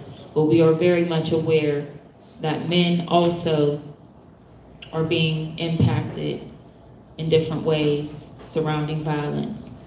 But one thing that I did want to discuss before we break out into our groups, which again, it's a small room of people, so we should be able to get some good things done through discussion. But I did want to mention the Violence Against Women Act. So I came across this as I was doing my research, and I'm constantly researching and finding out, you know, what's out here, what's not out here, what I could bring to the table, you know. And when I seen that this act was just passed last year in 2022, I said, wow, this speaks to how far behind we are and how much further we still have to go. But it's meetings like this, it's summits like this, discussions like this that will get us a step further. Because again, this particular summit was not just about the youth, this was about community, right? This was about us coming together and talking about these very important topics. And again, we are going to continue this, so we hope that you all can come out April 19th. We are still working on our next location, but we plan to be in different neighborhoods, right? So we started here on the east side, but we eventually will hit the south, the west, you know, the north, because we know that violence is throughout our city, right? But I'm just going to read briefly what this Violence Against Women Act is. And again, you all do your research as well on just this powerful and important movement. So it says, what is the Violence Against Women Act? The Violence Against Women Act, also known as VAWA, V-A-W-A, creates and supports comprehensive, cost-effective responses to domestic violence, sexual assault, dating violence, and other forms of violence such as stalking and threatening. So let's keep in mind that our own Mayor Ed Gainey's sister was murdered after leaving a bar.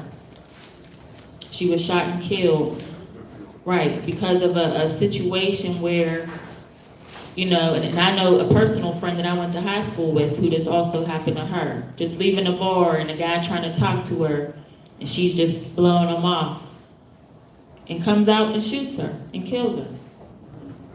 So we have to talk about these things as well, the stalking and the threatening that some of our women go through, on top of the sexual assault and the different forms of violence. Yeah, absolutely. Yeah, you know that. We said that. We talked about our men. But this is something that was originally started by who? Survivors.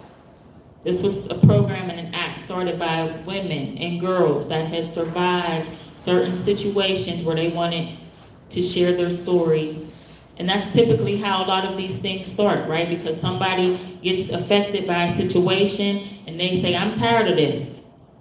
What can I do? What could we do? So you go out and you find people that have the same mission or at least want to try to do something, right? That's how Bpep got started. That's how CAV got started. Because everybody's not out here doing this work. And that's really a call to action, right? To people who want to do this work, or some people who are sitting back watching all this violence happen and thinking, man, this is getting crazy, you know? I just lost a friend, or my son just lost his friend, or, you know, my daughter. Because again, we know more young girls are dying as well. So I wanted to speak to the importance of this Women's Act, Violence Against Women's Act, and ask that we, in some way, shape, or form, try to support this act. Because again, it was just passed last year. So that means that there's still room for improvement. There's still room for people to join and help out. So we've covered a lot today. Again, thank you if you've been here from 4 to 8. I know Gabby's been here the whole time, so thank you so much. And if you Alan, thank you so much. Thank you again to all of our speakers. If we could just give them another round of applause. We've had some people leave out, but that's okay. If you're still here, again, you're here for a reason.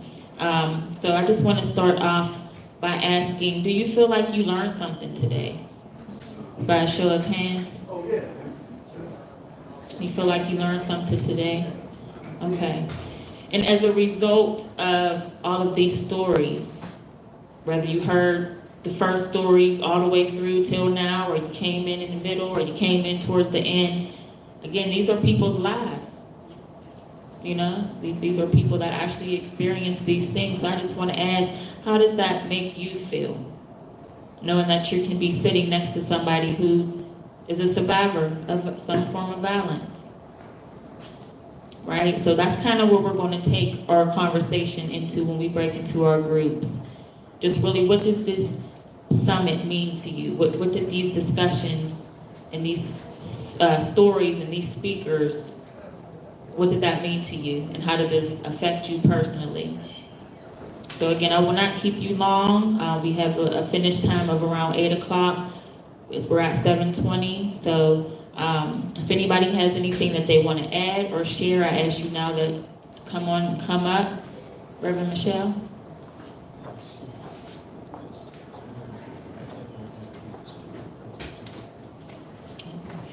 Before I bring Reverend Michelle up, give me 1 minute.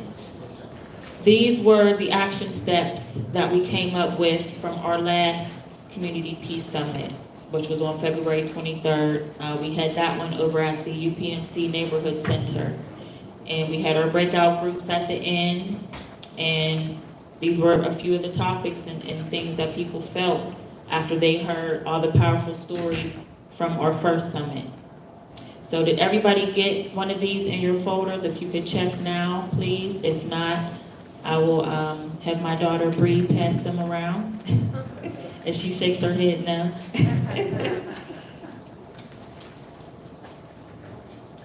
So if anybody does not have this, just let me know and I'll make sure that you get that.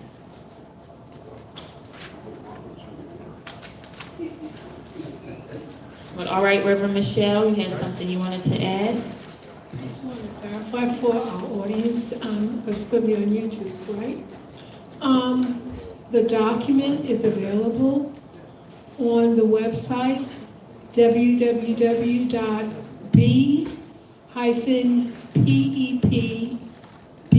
that is, .net. Okay, and you can get the full document on that site. Again, www.b-pep.net.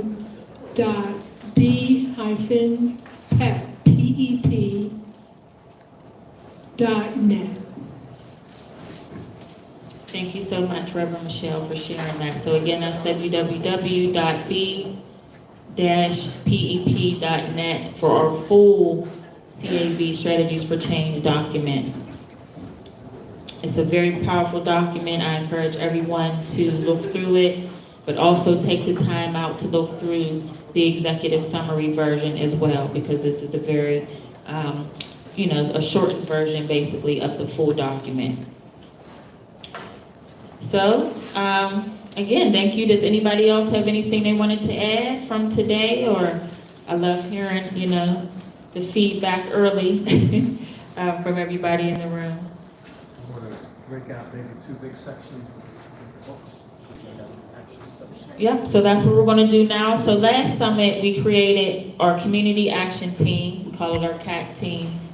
But again, we don't just want to have these to just talk everybody's heads off and, send you home. We really want some type of action to come from our summits. So we really want, again, just to hear from you, hear your feedback, hear if you have an idea or something that you share. You may work with the organization or somewhere, that you feel you want to share those resources and share that information. So we're going to go ahead and break into our groups. Yes. You want to announce about Advocacy Day tomorrow? Sister Barb, you can come up. So we're going to bring Sister Barb up. Let's give her a hand. And her lovely purple outfit. Purple's my favorite color. So. Ceasefire and Partners are having an advocacy day tomorrow in Harrisburg. There's over 300 of us that are getting on a bus at 5:30 tomorrow morning. And it is to advocate with our senators and representatives in Harrisburg for safe gun legislation. So all of you are responsible for contacting your legislature. If you're not going tomorrow, we still ask that you call your senator and your representative and advocate for this safe gun legislation. And we have a chance for a change with the shift of the numbers in our legislature, that we can actually have a vote. It's been blocked for so many years, but we have a chance. And there's actually going to be a hearing tomorrow on safe gun legislation, which is monumental as well. So please support it. All right, let's give her another round of applause. Thank you so much, Sister Barb. She is another member of our Bpep CAV family, so we thank her for all the wonderful work that she does as well. And we're going to go ahead and get into our breakout group so we can get out of here on time, so I won't keep none of y'all, because I'm ready to go home and eat. I don't know about everybody else, but I truly do appreciate you all for being here. We will have chicken at the next one as well. We'll probably have some servers, because I done seen about 7 pieces of chicken on one plate. So next time we'll have people serving, okay? But so I guess we could just do the different sides of the room. And Nancy's going to take some notes over here. Alan will take some notes on this side. I want to just share how we did that. Yep, so again, last time we just broke out into small groups. Last time we had a fairly bigger crowd, so we had, more small groups. But it's just honestly writing, if you want to use this as an example, it's just honestly writing down what you feel that you could do to put some action to the top, okay? And that's why I have my boots on today, because we're all about boots on the ground and getting work done, right? So again, just come up with whatever you feel that you could do personally, whether it's within your organization, within your job, your workplace, whether you work with, youth at all. Just write some things down that you feel you could do to make change. And again, we are looking for people to help us at our next Community Peace Summit. So if that's something that you're interested in, please reach out to myself, Tim Stevens, or our Executive Administrator, Ms. Stephanie Carey, who is out in the hallway. And I thank you for everybody tuning in on our live stream. I know we had some questions on there, so I do apologize if I did not get to anybody's question. But definitely, I will follow up on that once we get out of here. And, yeah, again, I thank you all for coming, and let's get some work done, because that is why we're here. So thank you again. We'll go about 20 minutes, because we have to be out by 8 with everybody. So some can sit around this table. Sit around this table. Okay, you're welcome.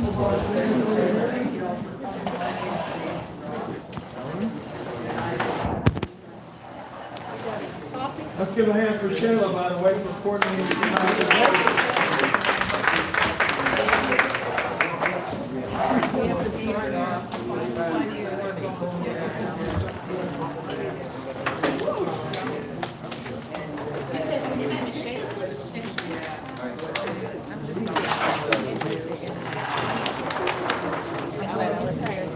He's going to take some notes. And Nancy's going to take some notes of the other.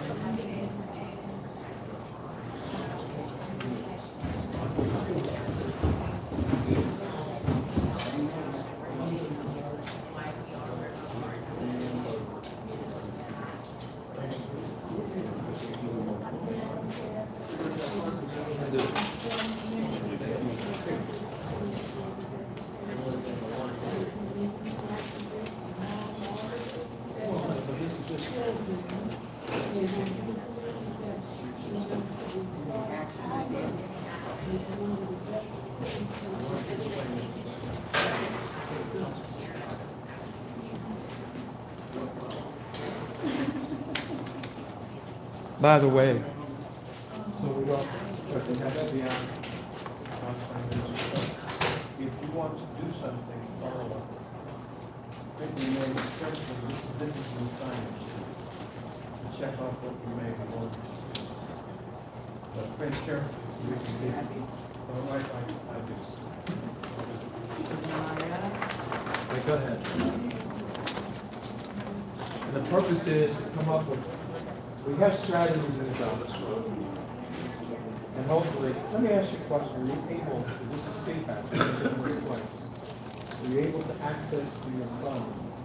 No, you can talk about it. Yeah, to access the strategies for this step.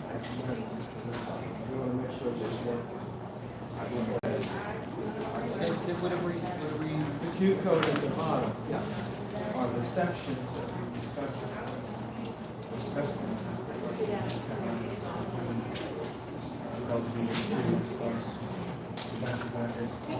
We want to make sure this is working.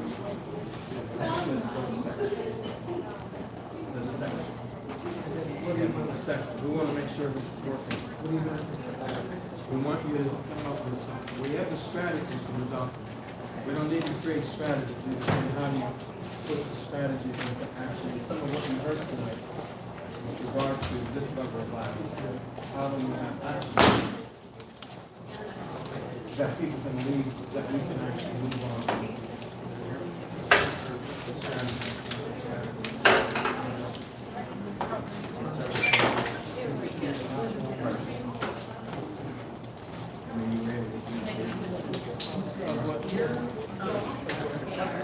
Oh, airdrop.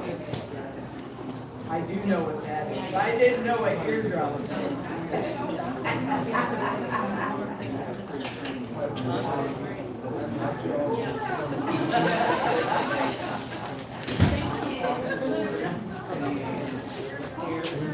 I don't know.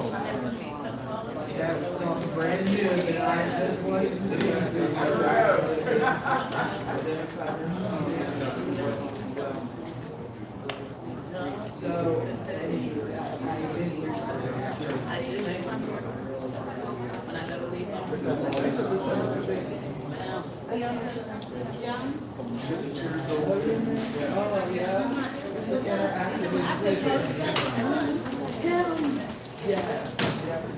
We need to help put the chairs up.